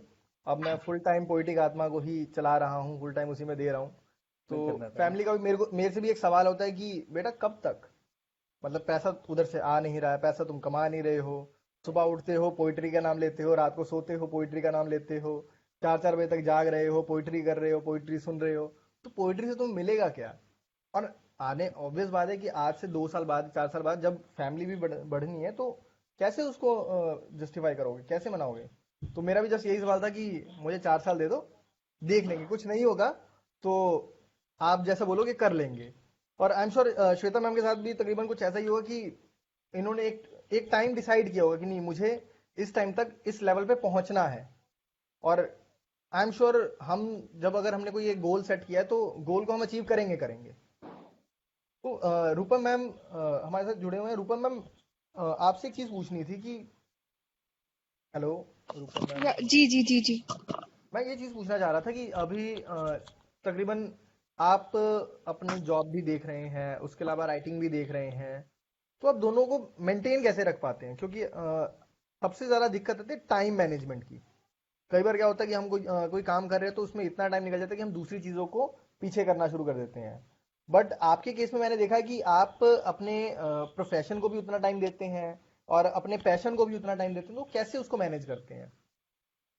You don't sleep. ये एक myth होता है that you are able to manage your passion and profession correctly, but it's the biggest mismanagement in the world. So for example, you're working at office and you're writing poetries out there, और आप घर पे होते हो तो office का काम कर रहे होते हो and you don't get time to sleep. So recently भी मेरे साथ बहुत हुआ था. I used to be in night shifts, so I used to come back home at 5:30 or 6, and then I have to get up at 10 and go back because I used to have shoots and events and all of that. तो बिल्कुल वो चीज तो कहीं ना कहीं, हाँ, जितने भी दो दो चीजें तीन तीन चीजें मैनेज कर रहे होते हैं वो रात ही है जो ऐसे है कि वो हमारा स्ट्रगल देख रहा होता है, और कोई देखे ना देखे, बट वो जो बाहर चांद है वो जरूर देख रहा है कि हम घर के अंदर बैठ के कितनी मेहनत कर रहे हैं। तो मैं चीज पूछूंगा कि आपकी सबसे फेवरेट किताब कौन सी है और सबसे पसंदीदा राइटर कौन से हैं, और अगर उनका लिखा कुछ याद है तो वो भी आप सुनाओ। ओके, ये तो बहुत डिफिकल्ट सवाल है क्योंकि अ, अब इतनी सारी बुक्स हैं, इतने सारे राइटर्स हैं, बट आई रेजोनेट विद गुलजार साहब a lot and Javed Akhtar साहब एज वेल, क्योंकि उनकी अभी मैंने रिसेंटली तरकश खत्म की। फिर मैंने सारा शगुफ्ता जी को पढ़ना शुरू किया, तो मुझे डार्कनेस से मैं बहुत ज़्यादा इन्फ्लुएंस और इंट्रोड्यूस हुई। अ, फिर इंग्लिश लिटरेचर की बात करो तो सिल्विया प्लैथ। बट एक रस्किन बॉन्ड की एक लाइन मैं शेयर करूंगी जो मुझे तब से बचपन से लेके अब तक बहुत पसंद है, वो ये कि when when the war would be over, a butterfly would always be beautiful. क्या बात है, बहुत बढ़िया मैम, बहुत बढ़िया। और अगर आप रिकमेंड करें कि एक किताब जो सभी राइटर्स को पढ़नी चाहिए अपने स्किल्स को इम्प्रूव करने के लिए, तो कौन सी किताब होगी? तरकश उठा लो, क्योंकि तरकश के अंदर सिर्फ जावेद अख्तर साहब ही नहीं, बहुत से ऐसे राइटर्स हैं जिनको हम जानते भी नहीं, उन्होंने वो कंपाइल की है। तो आपको उससे पता चलेगा कि आपको एग्जैक्टली कौन सा जॉनर बहुत ज्यादा अट्रैक्ट करता है और आपको कहाँ इम्प्रूव करना है। बहुत बढ़िया मैम, बहुत बढ़िया, बहुत बढ़िया मैम। तो मैं इरफान भाई आपके पास आऊंगा जी कि भाई। अभी रिसेंट थोड़े वक्त पहले आपकी एक किताब भी आई है। जी। आप उस किताब के बारे में कुछ बताएं और अपने फेवरेट राइटर के बारे में भी बताएं। उस किताब का नाम है शनासाई, जिसका मतलब है जान पहचान। उस बुक में ख्याल ही है वो, क्योंकि उस बुक में पब्लिश कराने के बाद मैंने इसमें मेंशन भी किया था कि भाई इसमें जो भी है वो गज़ल नहीं है, क्योंकि फॉर्मेट गज़ल का है। और अगर आप किसी चीज़ को गज़ल कह रहे हो तो वो बहर में भी होना ज़रूरी है। तो अब बिल्कुल। मुझे तो पता है भाई, बहर में मुझे इतना एक्सपर्टीज हूँ नहीं मैं, तो मैंने उसमें मेंशन कर दिया कि भाई दिस इज़ नॉट अ गज़ल, सिर्फ कुछ ख्याल है। और बस इतना ही है बस। और शनासाई भाईजान आप नाम है। फेवरेट राइटर आपके? फेवरेट राइटर अगर मैं कहूँगा तो बशीर बद्र सर है। और मतलब बहुत है, लेकिन फिलहाल के लिए अगर मैं नाम लूंगा तो दो नाम लूंगा, एक बशीर बद्र और एक दुष्यंत कुमार। अरे दुष्यंत कुमार जी, क्या बात है, क्या बात है। बिल्कुल। किसी की लाइनें अगर आपको याद हो बशीर बद्र या दुष्यंत कुमार जी की, तो प्लीज आप सुनाएं। बशीर बद्र सर की सबसे प्यारी लाइन है कि आंखों में रहा दिल में उतर कर नहीं देखा, हाँ, कश्ती आंखों के में रहा। मुसाफिर ने समंदर नहीं देखा, वाह, मेरा चाहने वाला मुझे कहता है पत्थर, मैं मोम हूँ उसने मुझे छूकर नहीं देखा। वाह, वाह, क्या बात है, क्या बात है, क्या बात है, क्या बात है। अभिषेक भाई का कमेंट आया, इरफान तारिक खान जी। इक्वल टू सच्चा अच्छा इंसान। मतलब देखो, आप बहर में भी आई अभी। भाई अभिषेक, अरे अभिषेक भाई का तो मतलब जवाब ही नहीं है, मतलब क्या बोला जाए, बड़े भाई है, बस उनका आशीर्वाद मिलता रहे और क्या चाहिए। अरे बिल्कुल भाईजान, हमें शुरू से वो बने हुए हैं और आगे भी बने रहेंगे। श्वेता मैम, सेम सवाल मेरा आपसे है, क्योंकि बीइंग अ राइटर हमें पढ़ना भी उतना ज़्यादा ज़रूरी रहता है। तो जब भी आपको वक्त मिलता है तो आप किस तरह की पोइट्री किस तरह की किताबें पढ़ना पसंद करते हैं, और उनमें से आपका सबसे फेवरेट किस्सा अगर कोई जुड़ा हो उस किताब के साथ तो आप ज़रूर बताएं। एक्चुअली ना मैंने अभी रिसेंटली मतलब लॉकडाउन चल रहा है ना, तो अभी रिसेंटली 2 महीनों में शायद सबसे ज्यादा बुक्स पढ़ी है फिर से, वरना पढ़ नहीं पा रही थी मैं। तो मैंने अभी, अगर किसी को बुक पढ़नी है तो वो रावी पार पढ़ सकते हैं, गुलजार साहब की। बड़ी ही प्यारी बुक है, बहुत ही ज्यादा प्यारी है, एकदम ऐसे दिमाग, मतलब मुझे लगता है वो कहानियां भी ऐसे थोड़ा स्क्रीन प्ले अंदाज में लिखते हैं, सीन चलने लगता है। उसके बाद मैंने एनिमल फार्म भी पढ़ी थी जॉर्ज ऑरवेल की, वो अलग ही हिला देने वाली सी बुक है। क्या बात है। अभी मैंने रिसेंटली दो चीज लोगों को पढ़ा था, मतलब थोड़ा 2 हफ्ते पहले तक मैं इब्न इंशा को पढ़ रही थी। मुझे बहुत पसंद है वो, बहुत ही ज्यादा। वो ना, वो वो सुंदर लिखते हैं, वो ना प्यारा लिखते हैं, मतलब एकदम जैसे प्यार वाली चीज नहीं होती, क्यूट। तो इब्न इंशा मुझे बहुत पसंद है। अभी फिलहाल मैंने कुछ दिनों से, 1 हफ्ते से निदा फाजली को पढ़ना शुरू किया है, और निदा फाजली भी मुझे बहुत पसंद है, बहुत ही ज्यादा पसंद है। तो अभी तो फिलहाल इन लोगों को मैं पढ़ रही, तो इन लोगों को मैं रिकमेंड कर सकती हूँ। बहुत बढ़िया, बहुत बढ़िया। उनमें से आपका जो फेवरेट पीस है इन सभी बुक किताबों में से, तो वो आप वो प्लीज सुनाएं अगर आपको याद हो। यार वैसे तो ये बहुत नॉन पोएम है, ऑलरेडी सबको पता ही है, लेकिन मुझे भी बहुत पसंद है। इब्न इंशा की एक पोएम है कि हम घूमे एक आस का फास लिए मन में, कोई साजन हो, कोई प्यारा हो, कोई दीपक हो, कोई तारा हो, जब जीवन रात अंधेरी हो, एक बार कहो तुम मेरी हो। अरे वाह वाह वाह, क्या बात है, अरे क्या बात है, पूरी क्या बात पोएम है, और ये इतनी प्यारी है कि तुम एक मुझे बहतेरी हो, एक बार कहो तुम मेरी हो। वाह वाह, क्या बात है, क्या बात है, क्या बात है। और तकरीबन मैं जिन लोगों से मिला हूँ लास्ट कुछ एक टाइम में से, तो 80% मेरे को लोग वो मिले हैं जो जिनके पास एक ही वजह है लिखने की, और उस तकरीबन सभी रिलेट करते हैं कि हार्ट ब्रेक हुआ है या कुछ एक ऐसी प्रॉब्लम आ गई कि नहीं, जिनको हम जस्टिफाई नहीं कर पा रहे, इसलिए हम लिख रहे हैं।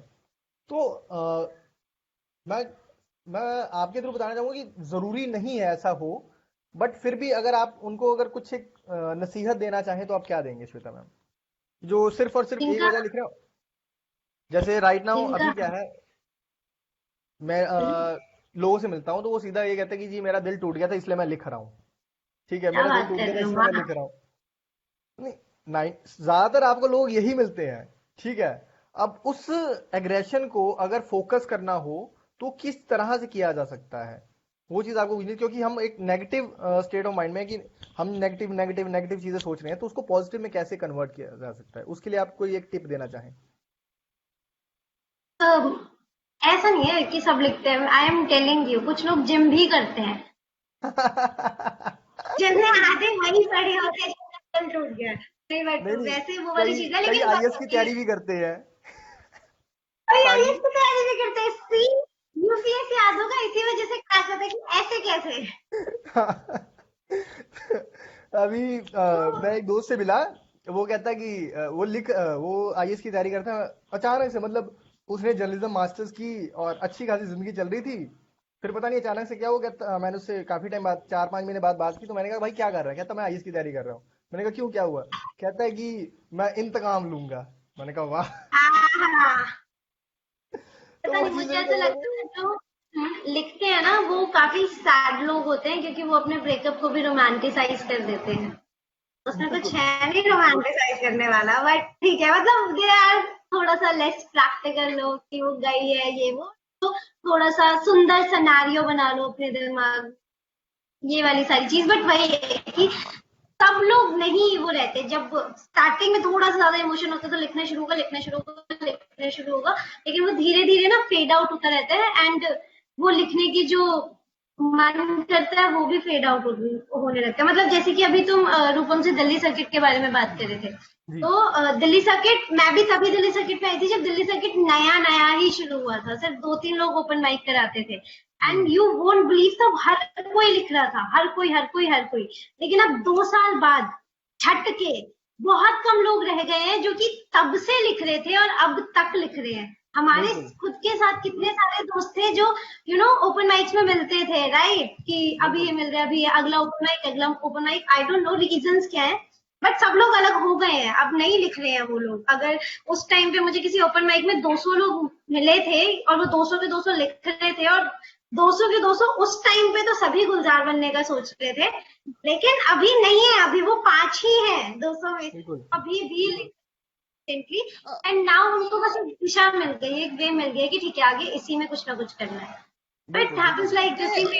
जो मतलब मुझे हाँ, लगता है तो कि तुम कुछ श्वेता ने बिल्कुल करेक्टली बोला कि 2-2.5 साल में, मतलब मैं तो बिल्कुल श्वेता बिल्कुल। And all, they were the first batch of Delhi circuit. हम लोग तो बहुत मुद्दित बाद में वगैरह आए एंड हैं। ऑल। मैम कैमरा हाँ, ऑन कर लीजिए इफ पॉसिबल। Okay wait. जी। हाँ, तो मैं ये बोल रही थी कि हाँ, ये लोग तो they are the first batch of the circuit and they have seen a lot. मतलब बहुत से लोगों को आते जाते हुए देखा है, मैंने, पल्लवी ने, हम सब ने एक साथ स्टार्ट किया था। एंड आफ्टर, अभी हमने खुद ने इतने टाइम में देख लिया कि कंसिस्टेंसी बिल्कुल है ही नहीं। लोग सोचते हैं कि एक वीडियो के बाद दुनिया बदल जाएगी, और हम लोग ये चीज एक्चुअली फेस कर चुके हैं कि even your content getting viral would not give you so many opportunities, your consistency would. बिल्कुल बिल्कुल बिल्कुल। मैं अभी काफी टाइम से मैं काफी लोगों से कनेक्टेड हूँ। तो कुछ एक लोग ऐसे मिलते हैं मुझे कि वो कई ऐसे प्लेटफॉर्म हैं जो बहुत ज्यादा चार्ज करते हैं, और वो सिर्फ इसलिए जाते हैं वहां पे परफॉर्म करने की हमारा कंटेंट वायरल हो जाएगा। तो हाँ, कंटेंट वायरल होना और एक्चुअल में लिखना कितना फर्क है, वो आप उसको कैसे जस्टिफाई करेंगे कि वायरल होने के लिए नहीं लिखना है, आपका दिल कर रहा है तो लिखो, वो कैसे आप उसको उनको बताना चाहेंगे, वो समझाएं। ये वही डिफरेंस है जो आपके इंटेंशन के अंदर है। मतलब हर कोई चाहता है कि उसके काम को रिकग्निशन मिले या कुछ मिले, लेकिन इंटेंशन क्या है? अगर आपको सिर्फ फेम चाहिए तो आप कुछ भी लिख सकते हो। मतलब आप ब्रेकअप, आप गालियां लिख दो। अगर आज, मतलब रिसेंटली मेरा डिस्कशन चल रहा था मोहित रुद्र शर्मा से, वो मुझे बोल रहे थे कि जिस दिन बहर में गालियां लिख के निकाल देंगे उस दिन 100 मिलियन व्यूज तो आ ही जाएंगे ना, बट डिपेंड ये करता है कि आप वो करना चाहते हो या नहीं।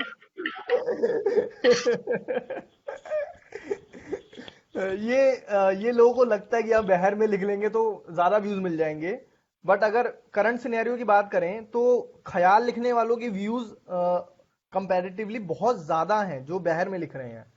और ये चीज सही है, डिस्कशन होनी भी चाहिए। और अगर मैं आपको भी देखूं कि अगर कई हम जितने भी लोग यहाँ पे कनेक्टेड हैं, हम लोग ख्याल ज्यादा प्रेफर करते हैं लिखना, बहर प्रेफर नहीं करते हैं। और ख्यालों के दम पर हमने कहें कि आप सबने एक अलग इमेज बना के रखी हुई है, और लोग इंस्पायर होते हैं कि नहीं मुझे इनसे सीखना है, इनके जैसा बनना है।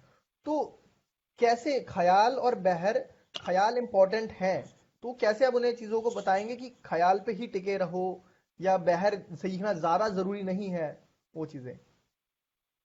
ये दोनों ही चीजें मुझे लगता है कि अपनी जगह बहुत ठीक है। जब आप पढ़ना शुरू करते हो या जब आप लिखना शुरू करते हो तो आपको ख्याल आते हैं। बहर क्या है? टेक्निकल एस्पेक्ट ऑफ राइटिंग है। तो हमें समझना पड़ेगा कि दो तरीके के फॉर्म्स हैं, एक है स्पोकन वर्ड और एक है technical literature form of writing. अगर आप लिटरेचर को कंट्रीब्यूट करना चाहते हो, अगर मैं बोल रही हूँ ये शेर है, ये बहर में है, ये मीटर में है, तो मुझे वो सारी चीजें पढ़नी पड़ेंगी और मुझे उसके बेसिस पे उस तरीके से लिखना पड़ेगा। क्योंकि चाहे दो लोग सुने वो, अगर मैंने बोल दिया ये शेर है तो उन दो लोगों के लिए वो शेर बन जाएगा जिनको नॉलेज नहीं है। और बिल्कुल spoken word on a contrary means कि कहीं सुनी बात, जैसे आप और मैं बात कर रहे हैं, तो स्पोकन वर्ड से लोग ज्यादा कनेक्ट इसलिए करते हैं क्योंकि वो शायद वो बातें हैं जो वो कहना चाहते हैं या अपने दोस्तों के बीच में कह रहे हैं पर मंच तक नहीं पहुंच पा रहे। बिल्कुल बिल्कुल बिल्कुल बिल्कुल ये मैं दोनों एस चीजों में प्लस। डिफरेंस है। हाँ, एक चीज और संदीप, ये नहीं होता कि बहर में लिखना कौन प्रेफर कर रहा है। अगर किसी को बहर आती है तो वो इंसान बहर में ही लिखेगा, क्योंकि बहर इज लाइक, मतलब सी वो है कि ख्याल तो तुम्हें जैसा भी आया है, ठीक है, ख्याल बदन है, लेकिन जो टेक्निकलिटीज है, रिदम है, राइमिंग है, बहर है, वो उस बदन को और ज्यादा सुंदर बनाती है, उसको लिबास पहना के, राइट। तो अगर अगर तुम्हें बहर आती है तो देर इज नो वे कि तुम बहर में ना लिखो, क्योंकि तुम्हें पता है कि बहर से तुम्हारा थॉट और ज्यादा सुंदर होना है, बिल्कुल बिल्कुल राइट, बिल्कुल एग्जैक्टली, है ना। And बहर सीखना बहुत मुश्किल है, बहुत मुश्किल है, मुझे भी नहीं आती अभी ढंग से। लेकिन वही वाली चीज है कि अगर किसी को आती है तो वो तो बहर में ही लिखेगा, वो बहर में भला क्यों ना लिखे, उसके पास तो एक प्लस बिल्कुल 1 पॉइंट है ना। बशर्ते तुम्हारा ख्याल सुंदर होना चाहिए, क्योंकि अगर ख्याल ही सुंदर नहीं है तो बहर में लिखो या कैसे भी आकार में या मतलब किसी भी फॉर्मेट में से लिखो तो वो ज्यादा सुंदर नहीं होने वाला है, बिल्कुल बिल्कुल राइट। बिल्कुल बिल्कुल बिल्कुल एग्जैक्टली। एग्जैक्टली मतलब ये श्वेता बेसिक वाली बात तरीके जो यही जी जी श्वेता वाली बात है, जो बाकी के लोग जो टेक्निकल राइटिंग करते हैं, जो टेक्निकली जिन्होंने सीखा है, जो उस मीटर में या बहर में लिख रहे हैं, वो यही चीज बोलते हैं कि अब एक इवेंट था स्टेज का जिसमें नायाब, पल्लवी, मैं, हम सब थे, एंड वहां पे वो लोग भी थे जैसे मोहित एंड ऑल जो बहर में लिखते जी हैं बिल्कुल या बिल्कुल जिन्होंने ये चीज सीखी हुई है। तो जब हम पढ़ने गया कुछ तो उनके मुंह से एकदम से बाहर निकला। तो वो मुझे यही एग्जाम्पल दे रहे थे कि अगर आपका थॉट सुंदर है ना, तो फर्क नहीं पड़ता कि वो कैसे लिखा गया है, कहाँ लिखा गया है, पर बिल्कुल थॉट पे काम दिखना चाहिए। बिल्कुल बिल्कुल बिल्कुल जरूरी है, ये चीज जरूरी है, जरूरी है। मैं इसके बाद मनीष भाई आपके पास आऊंगा कि पिछले कुछ टाइम से ओपन माइक का क्रेज कम होके कवि सम्मेलन और मुशायरे की तरफ लोग ज्यादा प्रेफर करने हैं। लाइक जो लोग 4 महीने 3 महीने से भी जिन्होंने नए नए लिखने शुरू हुए हैं, वो भी क्या कहते हैं जी, हम ओपन माइक में नहीं आएंगे, हम कवि सम्मेलनों में जाएंगे। तो वो चीज कितनी हद तक सही है? और ये मेंटेलिटी की नहीं, हम एक ओपन माइक लेवल से ऊपर आ चुके हैं, हमें कवि सम्मेलनों में ही जाना है, तो वो चीज को कैसे चीजें वर्क करेंगी? सर ट्रिकी सवाल है ये। मैं कुछ कमेंट नहीं कर सकता क्योंकि मेरे हिसाब से आप जब कवि सम्मेलन की बात करते हैं तो आपको फिर एक बात का ध्यान रखना चाहिए कि आप एक श्वेता मैम, आई थिंक आपके एंड पे कुछ एक पीछे साउंड चल रहा है, 1 मिनट के लिए म्यूट कर लीजिए इफ पॉसिबल।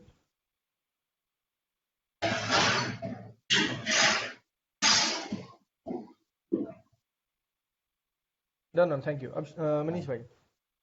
हाँ तो actually I don't know about people कि लोग क्या चाह रहे हैं, क्यों चाह रहे हैं, बट जी एक बात है कि अगर आप कवि सम्मेलन या फिर मुशायरों की तरफ देखते हैं तो फिर आपको एक बात पता होनी चाहिए कि दैट बहुत सही बात हो रही थी कि ख्याल खूबसूरत होना चाहिए, चाहे वो मीटर में लिखा हो चाहे ना लिखा हो, ख्याल खूबसूरत होना पहला क्राइटेरिया है, वो तो मस्ट है एकदम। बट अगर आप कवि सम्मेलन या फिर मुशायरे की तरफ देखते हैं तो फिर आपको एक बात ध्यान रखना पड़ेगा, आप टेक्निकली अच्छे साउंड कर रहे हो। क्योंकि मेरा पर्सनली मानना है कि आप कुछ भी लिख सकते हो, ये सच बात है, आप लिख तो कुछ भी सकते हो। जैसा कि इरफान तारिक भाई काफी अच्छे से रिलेट करेंगे क्योंकि मैं बहुत दिल से, मतलब लिटरली मैं बहुत लिटरली फॉलो करता हूँ इनको। तो आप लिखने को तो चलो ठीक है, कुछ भी लिख लिया यार, इट्स ओके, बट आप कुछ भी सुना नहीं सकते। बिल्कुल बिल्कुल। और ये बात जो है ना, ये समझना सबसे ज्यादा जरूरी है कि यार लिखने को तो क्या, ये मतलब आप रैंडम थॉट्स तो कुछ भी आ जाते हैं, मतलब मैं भी कुछ भी लिख लेता हूँ, बट आप कहीं भी मंच पे जा रहे हो तो आप ये नहीं कि मतलब वो जो औकात औकात वाली बात है, इरफान तारिक भाई काफी फिर से रिलेट करें तो सब औकात पे लिखे जा रहे हैं, एक औकात का वो पकड़ ही लिया, सब उसी पे लिखे जा रहे हैं। तो ठीक है, मतलब इट्स ओके, बट आप मतलब चलो ठीक है, सोच लिया लिख लिया, बट आप जाके सुना नहीं सकते, क्योंकि आप जब कवि सम्मेलन और मुशायरों की तरफ जाओगे आप ये जाके नहीं सुनाओगे कि मेरी औकात ये तो तेरी औकात, यू कैन डू दैट, है ना। तो जो लोग सोच रहे हैं अच्छी बात है, मैंने नहीं सोचा पर्सनली टू बी ऑनेस्ट, है ना, because I seriously don't think much. अभी यही है कि कुछ कहीं लोग सुन लें, अच्छा लगता है, बस अप्रिशिएशन मिल जाए तो इट्स ओके, और जो जाना चाहते हैं जाएं, टेक्निकलिटी अच्छी चीज़ है, बस वो साउंड अच्छी हो। मेरे साथ भी ऐसा हो गया था। मैं बताता हूँ, लास्ट ईयर जब मैं मार्च मंथ में मैं एक काव्य गोष्ठी में चला गया, नया नया जोश था हाँ हाँ। लिखने का। तो 2 3 ओपन माइक किए थे और मैं काव्य गोष्ठी में चला गया। वहां पे वो लगाए जो बकायदा बहर में लिखते हैं, मीटर में लिखते हैं, और उनके ख्याल भी उतने ज्यादा खूबसूरत हैं। वहां पे मतलब मैंने एक अपना ख्याल लिखा, ख्याल मैंने वहां पे परफॉर्म किया। तो मैं देख रहा हूँ कि बस सभी लोग देख रहे हैं जिस कंटेंट को ओपन माइक में, मतलब लोगों ने इतनी ज्यादा तालियां दी, एग्जैक्टली। वही कंटेंट मैंने कभी काव्य गोष्ठी में परफॉर्म किया और ऑडियंस में इतना डिफरेंस। तो उस दिन मेरे को एक्चुअल में फील हुआ कि नहीं, अगर लिख रहे हैं तो कहाँ पे क्या पढ़ना है ये भी समझना उतना ज़्यादा ज़रूरी है। तो जैसे ही आपने बताया कि आजकल लोग कुछ एक चीज़ों को ज़्यादा स्ट्रेस देकर या कुछ एक चीज़ों को ज़्यादा ही मतलब बढ़ा चढ़ा कर लिख रहे हैं, ताकि इस बात से कि वो काफ़ी ज़्यादा फेमस हो जाएंगे। और एग्जैक्टली। और कई एक चीज़ें कई देखी भी हैं। एक बीच में जी इंटरप्ट करूंगा, एक जी लाइन जी थी जी मैंने ही लिखी थी, एक्चुअली क्या होता है ना, सी वही मैं कह रहा था कि आप कुछ भी नहीं सुना सकते, लिखने कुछ भी लिख सकते हो। मैंने एक लाइन लिखी थी, अब मैं जब उसको सुनाता हूँ ना, अब सुनाता हूँ जब, तो मुझे जी खुद पे हंसी आती है, क्या सुना रहा हूँ यार ये। तो वो कुछ ऐसे था कि और कुछ ऐसे था कि बड़ी तालियां मिली थी उसे मुझे कि जब से वो गांव से शहर हो गई है, हाँ। किसी के दिन किसी की रात किसी और की दोपहर हो गई। वाह, क्या कि जब बात है। से वो गांव से शहर हो गई है, किसी के दिन किसी की रात किसी और की दोपहर हो गई है। और जब मेरे साथ थी तो एक मुरब्बे सी थी वो। हाँ जब मेरे साथ थी तो एक मुरब्बे सी थी वो, किसी और की हुई तो जहर हो गई। हाँ, क्या बात है, क्या अब मैं बात आपको एक बात बताता हूँ इसकी खासियत। ये आप इसको ना ओपन माइक में सुना लो यार जाके, है। ठीक है। हाँ। लोग वाह वाह भाई साहब पागल हो जाते हैं, क्या कह गए मतलब भैया। अरे बट मतलब लगता है कि थोड़ी देर के लिए हाँ, अपनी भगवान वाली फीलिंग में अपने लेते हैं। बट अगर आप इसको कहीं भी गलती से कभी सम्मेलन या मुशायरों में लेके चले गए, मुझे बहुत दुख है अगर आप ऐसा, मैं तो चाहूंगा आप ना करें ऐसा, वरना आप दोबारा जिंदगी में लिखोगे नहीं यार। ये मैं लिख के दे सकता हूँ, आप नहीं लिखोगे। तो ये समझना जरूरी है कि there is a lot of difference between class and mass. तो आप ना क्लास मेंटेन रखें, वो ज्यादा जरूरी है। जी बिल्कुल बिल्कुल बिल्कुल भाई। और अगर मैं एक चीज पूछूं कि आप सभी से ही मेरा सवाल है कि आप जैसे सभी लोगों को आगे बढ़ना है, लाइक अगर हम लिखने का अगर फर्स्ट स्टेज बोले तो ओपन माइक है, पहले अपने ख्याल हैं, फिर उसको परफॉर्म करने के लिए पहला स्टेज ओपन माइक है। ओपन माइक से ही कई लोग कवि सम्मेलन पढ़े हैं, कवि कवि सम्मेलन के बाद कई लोग मुशायरे पढ़े हैं। तो कई ऐसे भी लोग हैं जो ओपन माइक से शुरुआत नहीं करना चाहते हैं, ठीक है, वो डायरेक्ट कहते हैं नहीं मैं सीधा ही कवि सम्मेलन पढ़ूंगा। तो वो चीज कहाँ तक जायज है, मतलब उनको कैसे चीजों को समझना पड़ेगा, या क्या चीजें वो सीख कर अगर वो परफॉर्म करना चाहते हैं डायरेक्ट कवि सम्मेलनों में और कहें कि मुशायरों में, तो उनको कितना टाइम अपने उसके चीज के ऊपर देना चाहिए, लिटरेचर को कितना का सीरियस लेना चाहिए, उस चीज के बारे में आप क्या सोचते हैं? हाँ बताऊँ। जी जी बिल्कुल बिल्कुल भाईजान। तो एक यहाँ से बात आई है, चलो क्या होता है ना कि मैंने भी एक्चुअली मैं एक दो लोग को जानता भी हूँ और मिला भी हूँ। उनको क्या है ना कि वो अब लिख रहे हो, चलो आप लिख रहे हो, तो लिखना एक अलग चीज़ है और परफॉर्म करना एक अलग चीज़ है। मेरे हिसाब से ये दोनों दो अलग अलग दुनिया है। क्योंकि मैं लिखता तो 2013 से हूँ, परफॉर्म करना जी। तो आज तक नहीं आया, है ना। अरे भाई आप आपकी परफॉर्मेंस से तो हम खुद फैन है, तो, आप जितने तो, लोग हैं आपकी परफॉर्मेंस से हम सीखते हैं कि नहीं तो मतलब आपको कैसे परफॉर्म एग्जैक्टली। करना है, चलिए ठीक आपको है, ये तो किस वर्ड तारीफ को वाली कैसे बात होगी। कंट्रोल करना है, कैसे चीजों को डिलीवर करना है। और सबसे ज्यादा मेन चीज है जो परफॉर्मेंस के वक्त मैं देखता हूँ कि आप सभी जने लोगों के साथ कनेक्ट कर पाते हैं, क्योंकि आजकल जितने भी लोग लिख रहे हैं वो जाते हैं परफॉर्म करते हैं और आ जाते हैं। बट आपकी परफॉर्मेंसेस जब मैं देखता हूँ और बकायदा जब मैं पर्सनली अटेंड करता हूँ तो मैं देखता हूँ कि आप लोगों से कनेक्ट बना पाते हैं। तो कनेक्ट को कैसे बनाया जा सकता है? हाँ वही बता रहा मैं। जी तो इसमें क्या है कि मतलब वो वाली बात कंप्लीट नहीं हुई थी अभी। तो क्या होता है कि अ, लोग सोचते हैं ना यार ओपन माइक्स में ना नहीं जाएंगे, ये ओपन माइक छोटा है, ये ओपन माइक बड़ा है। एक्चुअली बात ये है कि आप एक किनारे बैठ के ये जज नहीं कर सकते कि कौन छोटा है कौन बड़ा है, ठीक है। पहली बात तो ये कि अगर आप एक राइटर हो, आप परफॉर्मर हो, दोनों एक अलग दुनिया है, ठीक है। परफॉर्म करना एक अलग ही आर्ट है। टू बी ऑनेस्ट मैं आपको एक बहुत सही बात बताऊंगा कि मैंने जब परफॉर्म करने का सोचा था, तो मैंने कुछ लोगों की वीडियो देखी थी जिसमें एक श्वेता मैम की वीडियो थी, ठीक है। जी। श्वेता मैम और आपकी वीडियो, क्या बात है, हाँ क्या बात है। सीरियसली झूठ नहीं बोल रहा मैं। एंड शायद वो नोजोटो वाली थी, एग्जैक्टली नोजोटो वाली थी, है ना। और मैंने देखी थी और मैं सोच रहा था यार इतना चिल, इतना चिल कौन होता है स्टेज पे, ठीक है। तो मैं बहुत दिनों से कोशिश कर रहा हूँ कि मैं कभी एक बार चिल होकर सुना है, बट हो नहीं पाता हमसे। तो वही बोल रहा था मैं कि आपको ना एक प्रोसेस से गुजरना है। आपको जाना है, आपको डर भी लगेगा, आपको हो सकता है आप थोड़ा सा इंसल्टिंग फील हो लगे, आपको अपना कोई स्टेटस नहीं है, हो सकता है हम छोड़ दें यार, अपने तो कुछ लिखते ही नहीं। तो हो सकता है यार क्या ही आ गए, गलत जगह आ गए, आपको सब कुछ फील होगा। And you have to go through it.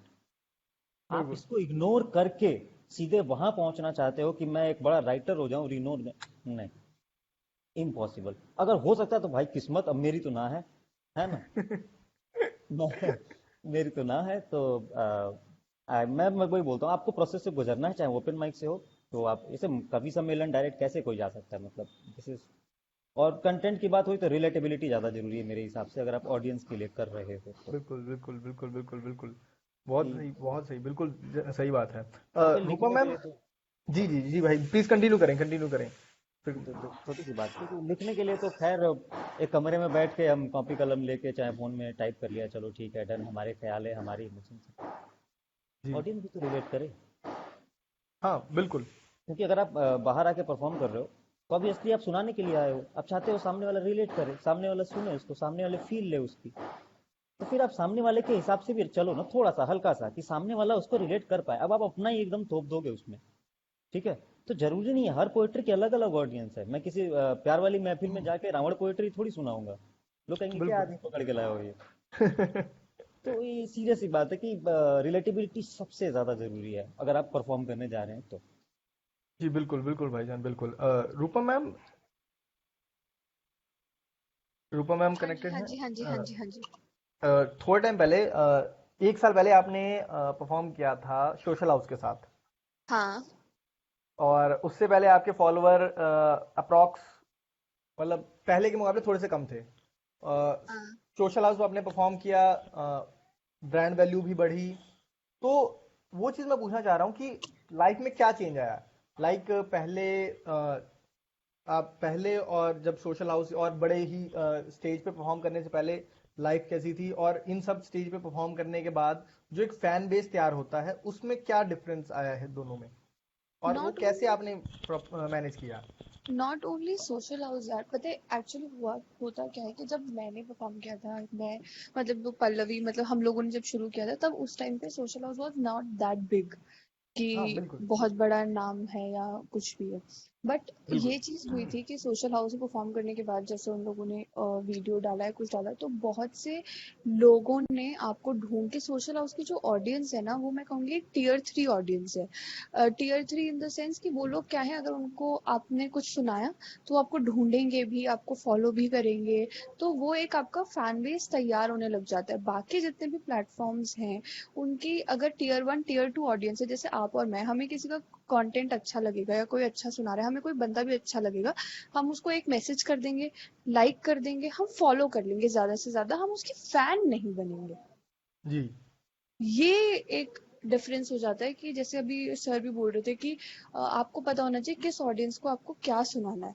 अब मैं अगर कंटेंट की बात करूं, या मेरे को कोई बोले कि आपको अपनी सोशल हाउस वाली वीडियो का कंटेंट अच्छा लगता है या अब जो आप लिख रहे हो या ग्रो कर रहे हो वो ज्यादा बेटर लगता है, तो ऑफ कोर्स मैं बोलूंगी कि उस टाइम के हिसाब से वो ठीक था, लेकिन अब अगर मुझे कोई बोले कि अपना बेस्ट भेजो तो शायद वो नहीं होगा। बिल्कुल, ये चीज़ रहती है। और अभी फैन बेस की अगर मैं बात करूँ तो अब जैसे आप कहीं कहीं भी जा रहे होंगे तो काफी लोग आपको पहचान भी रहे होंगे, और पहले सिर्फ कुछ एक चुनिंदा लोग जो सर्कल के हैं वो जानते थे। तो उसको, वो चीज कितना हमें इंस्पायर करती है, और कितना पॉजिटिव तरीके से आप उन चीजों को देखते हैं? उसमें यार मुझे लगता है कि with great power comes great responsibility, क्योंकि अगर आपकी कोई भी वीडियो लोगों को पसंद आ जाती है या वायरल हो जाती है या कुछ, तो उसके बाद आपके ऊपर एक रिस्पॉन्सिबिलिटी भी आती है कि आप किस तरीके से एक बेहतर चीज भेजें। बिल्कुल मैं खुद बोल रही हूँ कि मैंने, हर कोई इश्क मोहब्बत पे लिखना शुरू करता है या कुछ भी, मैंने भी बहुत लिखा है, लेकिन अब आज पढ़ने के बाद और अच्छा अच्छा लोगों को सुनने के बाद आपको लगता है कि नहीं यार, मतलब इस पे तो बहुत कुछ लिखा जा चुका है और लिखा जा रहा है। या तो तुम कोई ऐसा थॉट लेके आओ कि चांद तारे और इन सब से कुछ अलग हो, या तो वो थॉट थॉट पे इतना काम करो, और नहीं तो और बहुत चीजें हैं जिन पर आप बेहतर लिख के लोगों तक पहुंचा सकते हो। बिल्कुल बिल्कुल, बेहतर लिखना तो बहुत जरूरी है, ये बेहतर लिखना उससे भी ज्यादा जरूरी है। और आपसे मैं मैं आप सभी से भी रिक्वेस्ट भी करूंगा कि एटलीस्ट वो आप सबकी तरफ देखें, क्योंकि आप सभी अपने अपने फील्ड में, अपने अपने जॉनर में काफी एक बड़ा नाम बन चुके हैं। और स्टिल अगर आप अगर ग्राउंडेड रह सकते हैं तो वो लोग क्यों नहीं रह सकते? लाइक मैंने कुछ एक लोगों को देखा है कि एक वीडियो वायरल होगी, उसके बाद वो कई बार फोन पे जवाब नहीं देते हैं, या कई बार ऐसा होता है कि अगर हम उन्हें कहें कि आपके साथ एक टॉक सेशन करना है, तो दे फील कि नहीं जी हम तो बिजी हैं। और या हम कह लें कि नहीं, हम कहीं फ्री ऑफ कॉस्ट परफॉर्म नहीं करते हैं। तो वो चीजें कहीं ना कहीं, नहीं पैसा मैं समझता हूँ चीजें जरूरी हैं, बट कहीं ना कहीं आपको डाउन टू अर्थ ग्राउंडेड होना बहुत ज्यादा जरूरी है, क्योंकि लोग तभी रिलेट कर पाएंगे जब आप उन जैसे रहेंगे। और इसके बाद मैं इरफान, हाँ जी मैम, इसका जवाब प्लीज मैं आपसे चाहूंगा कि मैं इसका एक बहुत बड़ा एग्जांपल दूंगी जो मैं अपने दोस्तों के साथ भी डिस्कस करती हूँ, क्योंकि बहुत से ऐसे लोग हैं जो बहुत अच्छा लिख रहे हैं। तो वायरल होना is not proportional to, directly proportional to कि आप लिख कैसा रहे हो। मतलब अगर मैं बोलूँ ना, तो आई वुड नॉट से कि I am a better writer, I would say I am a better performer. आप मुझे कुछ भी लिख के दोगे तो मैं उसको एक अपने अंदाज में परफॉर्म कर सकती हूँ। लेकिन बहुत से लोग हैं जो बहुत बेहतर लिख रहे हैं लेकिन उनकी वीडियो पे उतने व्यूज नहीं है। बट मैं ये बिल्कुल। कहूंगी कि आप अच्छा काम करते रहिए। और इसका दूसरी जो आपने सवाल पूछा था उसका ये एग्जाम्पल है जो मैं उन लोगों के साथ डिस्कस करती हूँ कि विराट कोहली है और महेंद्र सिंह धोनी है। महेंद्र जी। सिंह धोनी को ना लोग बोलते हैं यार भाई है हमारा। बिल्कुल। विराट कोहली को लोग सर बोलते हैं। तो जब आप रिलेटेबल होते हो ना, जब आप ग्राउंडेड होते हो, तो लोगों को लगता है कि हम में से एक है जो उठ के गया है, ये हमारा है। जाकिर खान को लोग भाई बोलते हैं। बिल्कुल। सर जाकिर नहीं, खान। चाहे वो कहीं पे भी पहुंच जाए, सर नहीं बोलेंगे उसको। हाँ, ये चीज मैंने पर्सनली फील की है। और मैं वही चीज कह रहा हूँ कि जाकिर खान, अगर हम, कई लोग कहते हैं कि ही इज कॉमेडियन, बट जो लोग एक्चुअल में उन्हें जानते ही हैं इज अ या जो story teller, he is a शुरुआत से, स्टोरी बिल्कुल। टेलर। उन वो छोटी छोटी जो स्टोरी की चीजें पकड़ते हैं ना और उसी में से ह्यूमर उठाते हैं। तो अगर आपने स्टोरी टेलिंग थोड़ी भी पढ़ी है तो you will be like he is a story teller hands down. बिल्कुल।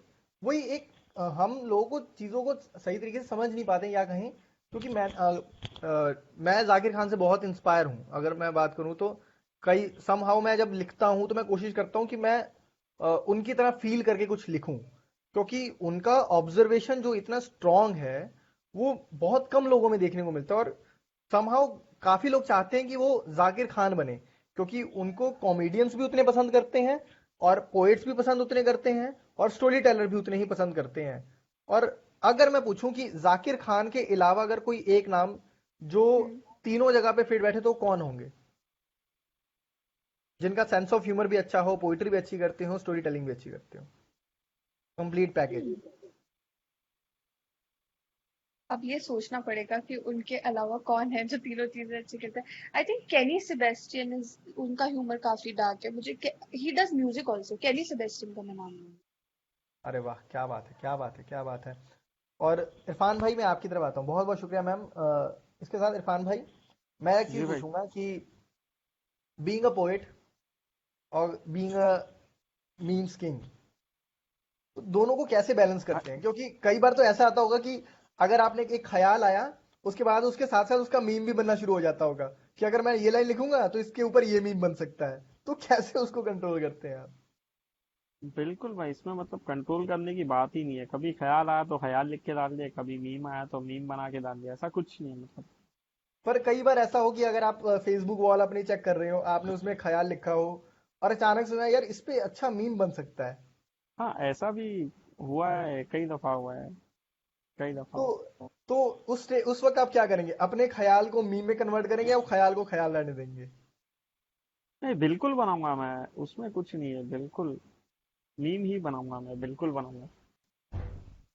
अरे वाह भाई जी, बहुत बढ़िया, बहुत बढ़िया। अच्छा, एक चीज मैं पूछूंगा कि अभी जैसे मीम्स आप मीम्स अपलोड करते हैं, तो लोगों के हम्म। पर्सनल मैसेज भी आते होंगे कि आपने हमारी वीडियो डाल दी, आपने मेरी वीडियो डाल दी, आपको ऐसा नहीं करना चाहिए था।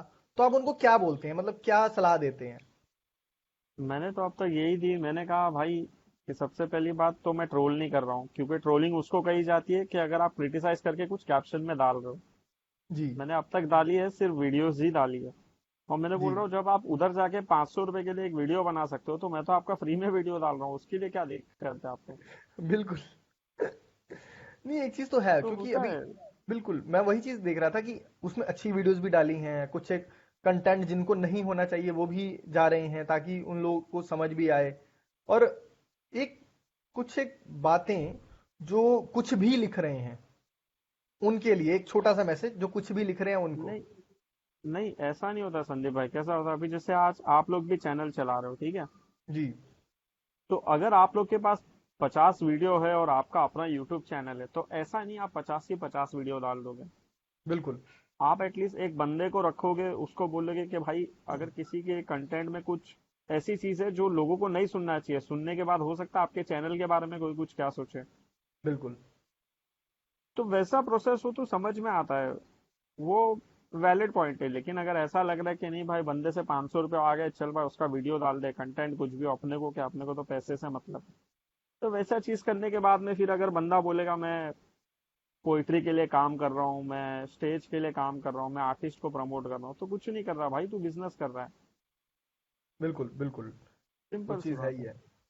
बिल्कुल। मैं इसके बाद श्वेता मैम आपके पास आऊंगा कि कमर्शियल पोइट्री और एक नॉन कमर्शियल पोइट्री, और वो दोनों, जैसे अगर अभी जैसे गाने भी आते हैं कि आपको गाने वो लिखने हैं जो फिल्म के अकॉर्डिंग है, और कुछ एक ख्याल हैं जो आप अपनी मर्जी से लिखते हैं, तो उस चीज़ों को कैसे आप बैलेंस करते हैं? अगर आपके पास गाना है, आपका मन नहीं है, फिर भी आपको लिखना पड़ रहा है, तो उस वक्त आप कैसे उन चीज़ों को टैकल करते हैं कि मन बनाया है, कैसे उन चीज़ों को बनाने की आप कोशिश करते हैं? प्लीज़ अनम्यूट कर लीजिए मैम पहले।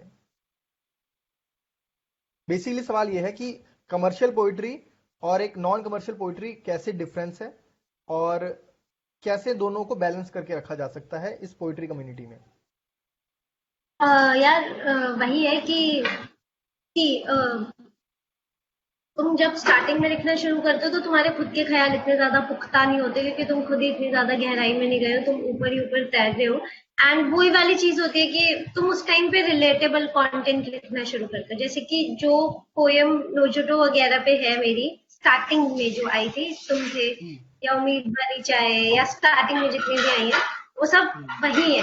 अभी जो मैं लिख रही हूँ, क्योंकि अभी मैं पढ़ भी चुकी हूँ थोड़ा बहुत, तो ऑब्वियसली चीजें बेटर होती रहती है विद टाइम, थोड़ी थोड़ी। हम्म।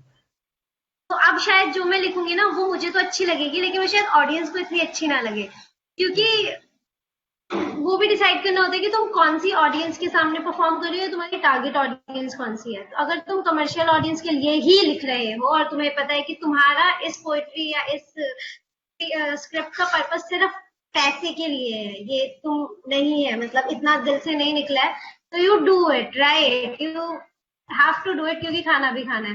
लेकिन उसके अलावा तुम्हारी कोशिश ये रहती है कि जो तुम लिखना चाहते हो और जो ऑडियंस सुनना चाहे, उन दोनों को थोड़ा थोड़ा ना बीच के रास्ते में लाओ, कि तुम बिल्कुल थोप नहीं सकते, जैसे कि मनीष ने कहा था, वरना लोग नहीं, क्यों सुनेंगे, वो मना कर देंगे कि समझ तो आ नहीं रहा है बिल्कुल भी, 4 उर्दू के वर्ड भी है ऊपर से, कौन इतनी मेहनत करेगा, राइट। तो तुम कोशिश ये करो कि जो तुम लिखना चाहते हो पूरा, अगर तुम्हें लगता है कि पूरा वैसा लिख दोगे तो ऑडियंस नहीं समझेगी, तो उससे थोड़ा पीछे आओ, ख्याल को या चीज को सिंपल बनाओ, और थोड़ा बहुत ना ऑडियंस को बिल्कुल बेवकूफ मत समझो, उनको भी थोड़ा सा ऊपर आने दो, ताकि दोनों वहां पे आए, कि मतलब ऑडियंस को अगर आराम से बातें समझ में आ रही है, सिर्फ बातें समझ में आ रही है, तो तुम बातें करके आ गए। क्यों, मतलब किसी ने यही कहा था कि तुम्हारी मर्जी है कि तुम किस तरह की ऑडियंस को टारगेट करना चाहते हो, तो ऑडियंस को भी ऊपर उठने दो, कि अगर वो तुम्हें पसंद करती है ना, तो वो तुम्हें समझने के लिए एक लेवल और ऊपर तक जाएगी जाएगी, अगर वो तुम्हें पसंद करती है। भले उसको समझ नहीं आ रही, तुम खुद थोड़ा सा पढ़ना शुरू करेगी ताकि वो तुम्हें समझने लगे। बिल्कुल बिल्कुल बिल्कुल बिल्कुल ऐसे बिल्कुल। मतलब ऐसी चीजें बैलेंस होती है क्लास और मास के बीच में, कोशिश सब लोग यही कर रहे हैं, सब लोग यही कर रहे तो अभी इस पूरे कॉन्वर्सेशन को अब हम कंक्लूड करेंगे, क्योंकि हम ऑलमोस्ट हैं। कंप्लीट करने वाले हैं अपना सेशन। तो मैं चाहूंगा एक एक मिनट, एक एक 1.5 मिनट का आप कंक्लूडिंग नोट प्लीज आप सभी बारी बारी से दें। सबसे पहले श्वेता मैम आप।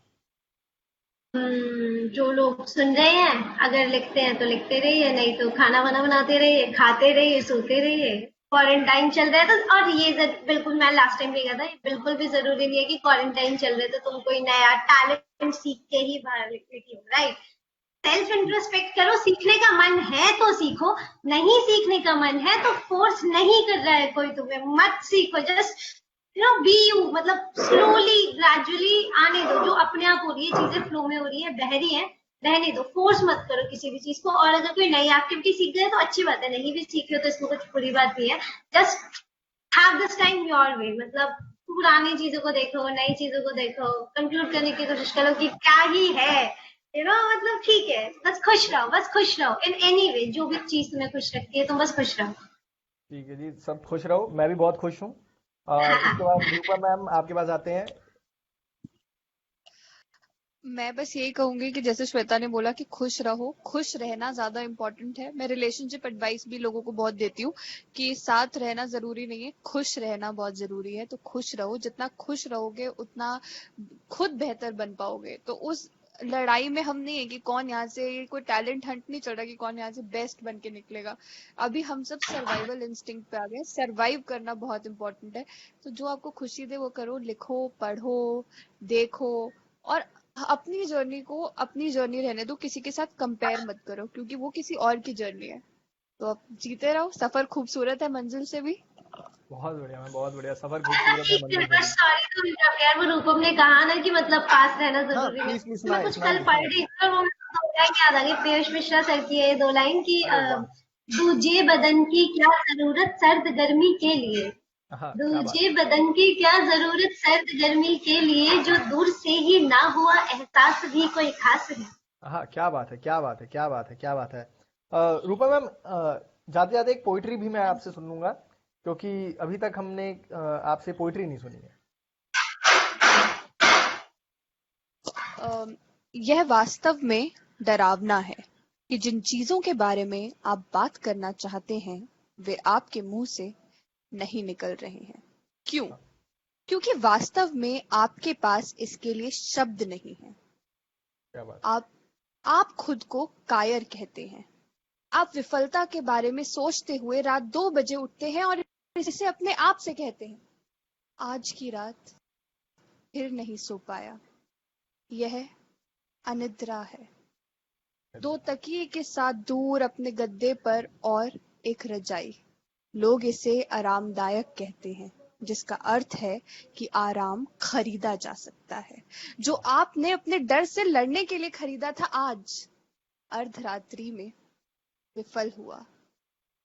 आपकी दराज, आपकी किताबें, जीवन टूटे सपनों के दुख को साझा करता है, दीवारों पर लगी उस रुआसी औरत की पेंटिंग की तरह।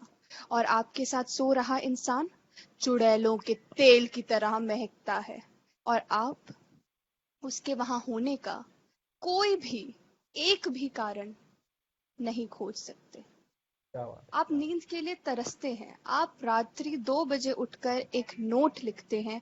यह नोट आप एक दिन मंच पर पढ़ेंगे, जिस दिन आप सो सकेंगे। एक और अनिद्रा। क्या बात है, क्या बात है। बहुत ही खूबसूरत पोइट्री में, बहुत ही खूबसूरत। और अभी ये रिसेंटली आई है, और जिन्होंने नहीं सुनी वो जरूर सुने। श्वेता मैम, मैं आपके पास फिर से आऊंगा, एक पोइट्री आपसे भी सुननी है। यार मेरी एक पोएम आई थी रिसेंटली, रिसेंटली नहीं काफी टाइम हो गया, बट वो ओटीटी पे आई थी तो किसी को पता नहीं चला, यूट्यूब पे नहीं थी। दैट इज झरना। तो उसका जर्नी है, एक झरने की, झरना सॉरी नदी की जर्नी, और नदी जा रही है और नदी झरने से बस एक बात कह रही है कि यार तू हो सके तो मुझे रोक ले, मुझे जाना नहीं है। तो जी जी। वो नदी झरने से बातें कर रही है और वो ये कह रही है कि मेरे झरने में तुझसे बिछड़ जाऊंगी, पिया वापस मेरे ना मैं अब आऊंगी। क्या ना बात देखो उम्मीदों की आंखों से तू मुझको, तेरी कसम मैं तो मर जाऊंगी, मेरे झरने में तुझसे बिछड़ जाऊंगी। क्या ये बात जो है, क्या कंकड़ बात जुड़े हुई पायल मेरी, सीपियों का भी देखो है गहना किया। ये जो कंकड़ जुड़े हुई पायल मेरी, सीपियों का भी देखो है गहना किया। माथे चंदा सजा बनी बिंदिया मेरी, मैंने पहना है लहरों का लहंगा पिया, मैंने पहना है लहरों का लहंगा पिया। होगी तेरी निशानी जिधर जाऊंगी, मेरे झरने में तुझसे बिछड़ जाऊंगी, मेरे झरने में तुझसे बिछड़ जाऊंगी। है। वाह वाह वाह, क्या बात है, क्या बात है, क्या बात है, क्या बात। हमेशा की तरह एक और खूबसूरत पोइट्री। और आपकी पोइट्री में खासियत ये है कि उसमें खूबसूरती बयां की हुई है। तकरीबन मैंने 3-4 पोइट्रीज आपकी सुनी बैक टू बैक, और हर पोइट्री में किसी न किसी चीज की खूबसूरती बयां की गई है, जो शायद किसी और ने उस तरीके से ना देखा हो उसमें। और वो अपने आप में काबिले तारीफ है मैम। बहुत बहुत उम्दा, बहुत बढ़िया, बहुत बढ़िया, बहुत बढ़िया। और इसके बाद मैं मनीष भाई के पास आऊंगा। मनीष भाई, फाइनल कंक्लूडिंग नोट और आपके साथ में एक पोइट्री। अच्छा, हाँ, खात्मे की तरफ आ गए। जी। तो कंक्लूजन क्या ही, मतलब जितने भी लोग अगर राइटर हैं और सुन रहे हैं, तो अगर कोई सुन रहा है तो एक्चुअली क्या है कि बहुत सारे लोग एक दुविधा में हैं अभी, यार लिखें या रहने दें, अच्छा लिख रहे हैं या खराब लिख रहे हैं, आगे ले जाएं या फिर छोड़ दें। तो बात तो ये है कि ना आप अच्छा लिखते हैं ना आप खराब लिखते हैं, हर कोई अपने अपने हिस्से का लिख रहा है, तो लिखना ना छोड़ें। अगर आपने स्टार्ट किया है तो आप बस लिखें, स्लोली स्लोली आप सीखते जाएंगे सब कुछ। कोई भी परफेक्शन लेके राइटिंग नहीं है, तो बस लिखिए, परफॉर्म कीजिए, सीखने मिलेगा, सीखते रहिए सीखते रहिए। अभी श्वेता मैम की झरने वाली पोइट्री वाकई में बहुत खूबसूरत लगी मुझे, वाकई में लिटरली वो बहुत खूबसूरत बहुत थी। बहुत तो बहुत। बहुत खूबसूरत थी वो। तो अभी फिर सीखने मिल गया ना मुझे, डिटेलिंग सीखने मिल गई। वो तो तो हम हाँ, आपस में सीखते ही हैं, वो चीज़ तो हम सीखते ही एग्जैक्टली हैं एक दूसरे तो से। आप सीखते जाएंगे और वक्त दीजिए। एक दिन में नहीं होता, तो जो भी सुन रहा है वो लिखते रहे बस, क्या ही बोलूँ। बिल्कुल बिल्कुल भाई। भाई जी एक पोइट्री आपकी हो जाए। पोइट्री, पोइट्री मुझे याद, एक प्रतिशोध लिखी थी एंड मुझे पता नहीं वो मुझे याद रहेगी कि नहीं, क्योंकि इट्स ऑल अबाउट फ्लो, वो चला गया तो फिर भूल जाएगी। कोई बात नहीं, हम फिर से शुरू करेंगे। अच्छा, वो था कि थोड़ी सी सुनाऊंगा, थोड़ी इतनी याद आ जाएगी। प्रतिशोध की ज्वाला में खुद को और अब ना झोंकिए, प्रतिशोध की ज्वाला में खुद को और अब ना झोंकिए, खुद ही जलकर खाक हो इससे पहले खुद को रोकिए। क्या बात। और थामिए तलवार जिद की सही गलत को जानकर, तराशिए उसे प्यार से दुश्मन को अपना मानकर। और जन्नत नहीं तो ना सही इसे नर्क अब ना कीजिए, मंदिरों और मस्जिदों पे तर्क अब ना कीजिए। बहुत बढ़िया बहुत बढ़िया। कि अगर जन्नत नहीं तो ना सही इसे नर्क अब ना कीजिए, मंदिरों और मस्जिदों पे फर्क अब ना तर्क अब ना कीजिए।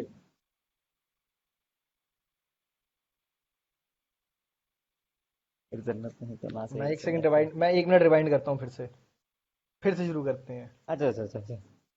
नहीं वही तो। हाँ तो, अगर जन्नत नहीं तो ना सही इसे नर्क अब ना कीजिए, मंदिरों और मस्जिदों पे तर्क अब ना कीजिए। और यार इसके बाद वाले लाइन भूल कैसे जा रहे हैं, मतलब मेमोरी बड़ी अच्छी है मेरी, आई डोंट नो व्हाट हुआ क्या मुझे। मतलब ऐसे ही था, मतलब ये ऐसे ही है, मतलब ये प्रतिशोध ऐसी है पूरी, उसमें उसमें 2-3 लाइनें भी मेरी बड़ी पसंदीदा हैं। क्या वो वही था कि अगर जख्म खुद को दे रहे तो पहले खुद को क्या सही है क्या गलत है कोई ना है जानता, अगर जख्म खुद को दे रहे तो पहले खुद को रोकिए, प्रतिशोध की ज्वाला में खुद को और अपना झोंकिए। और ये था कि फैसलों से इरफान तारिक भाई चले गए क्या? इरफान भाई बैटरी लो हो गई है, वो शायद अच्छा, चले गए हैं। कि तो फैसलों हम से बस। जिनके सब, हाँ तो खत्म करूंगा कि फैसलों से जिनके सब की रूह लगी है कांपने, अरे फिक्र अब क्यों कर रहे इन्हें खुद चुना है आपने। और पुलिस पे पत्थर चली लाठी चली है आप पर, देश फिर जलने लगा राजनीति के इस ताप पर। और दंगे हो रहे हैं देश में, भटकाया हमको जा रहा अर्थव्यवस्था की सूली सजा, लटकाया हमको जा रहा। बगैर सांप्रदायिक भाषणों की कोई सत्ता में टिकता नहीं, कि बगैर सांप्रदायिक भाषणों के कोई सत्ता में टिकता नहीं, क्या आप अंधे हो चुके क्या आपको दिखता नहीं। क्या बात है क्या बात है क्या बात है। क्या बगैर सांप्रदायिक भाषणों के कोई सत्ता में टिकता नहीं, क्या आप अंधे हो चुके क्या आपको दिखता नहीं। और देशभक्ति के अब नाम पे कैसी गुलामी हो रही, भारत नाम से जो कंपनी उसकी नीलामी हो रही। वाह वाह वाह, क्या बात है क्या बात है क्या बात है, बहुत बढ़िया भाई। और उठाइए आवाज क्योंकि अधिकार है ये आपका, और मुद्दे सही चुनिए, थोड़ा देश का भी सोचिए, हाँ क्या बात प्रतिशोध भाई की जान, क्या ज्वाला बात। में अब इस देश को न-। ऐसी कुछ थी ये, अभी बिल्कुल रफ्सा है बट हाँ एकदम फ्रेश है। मैं सुनाता नहीं हूँ ये सब, मैं अरे ना भाई। ये सब लिख के चुपचाप बैठ जाता हूँ, मैं कहा डन आई एम डन, मेरी भड़ास निकल गई यार। ठीक है, मेरे हाँ अंदर जो था वो हो गया, तो मैं नहीं नहीं कहीं पोस्ट भी नहीं करता, मैं पीपल आस्क मी या कर दिया करो परफॉर्म कर दिया करो, करूंगा वक्त आने पे सब हो जी जाएगा। बिल्कुल बिल्कुल बिल्कुल। फिलहाल ये डायरी में कहीं दफन है। क्या बात है।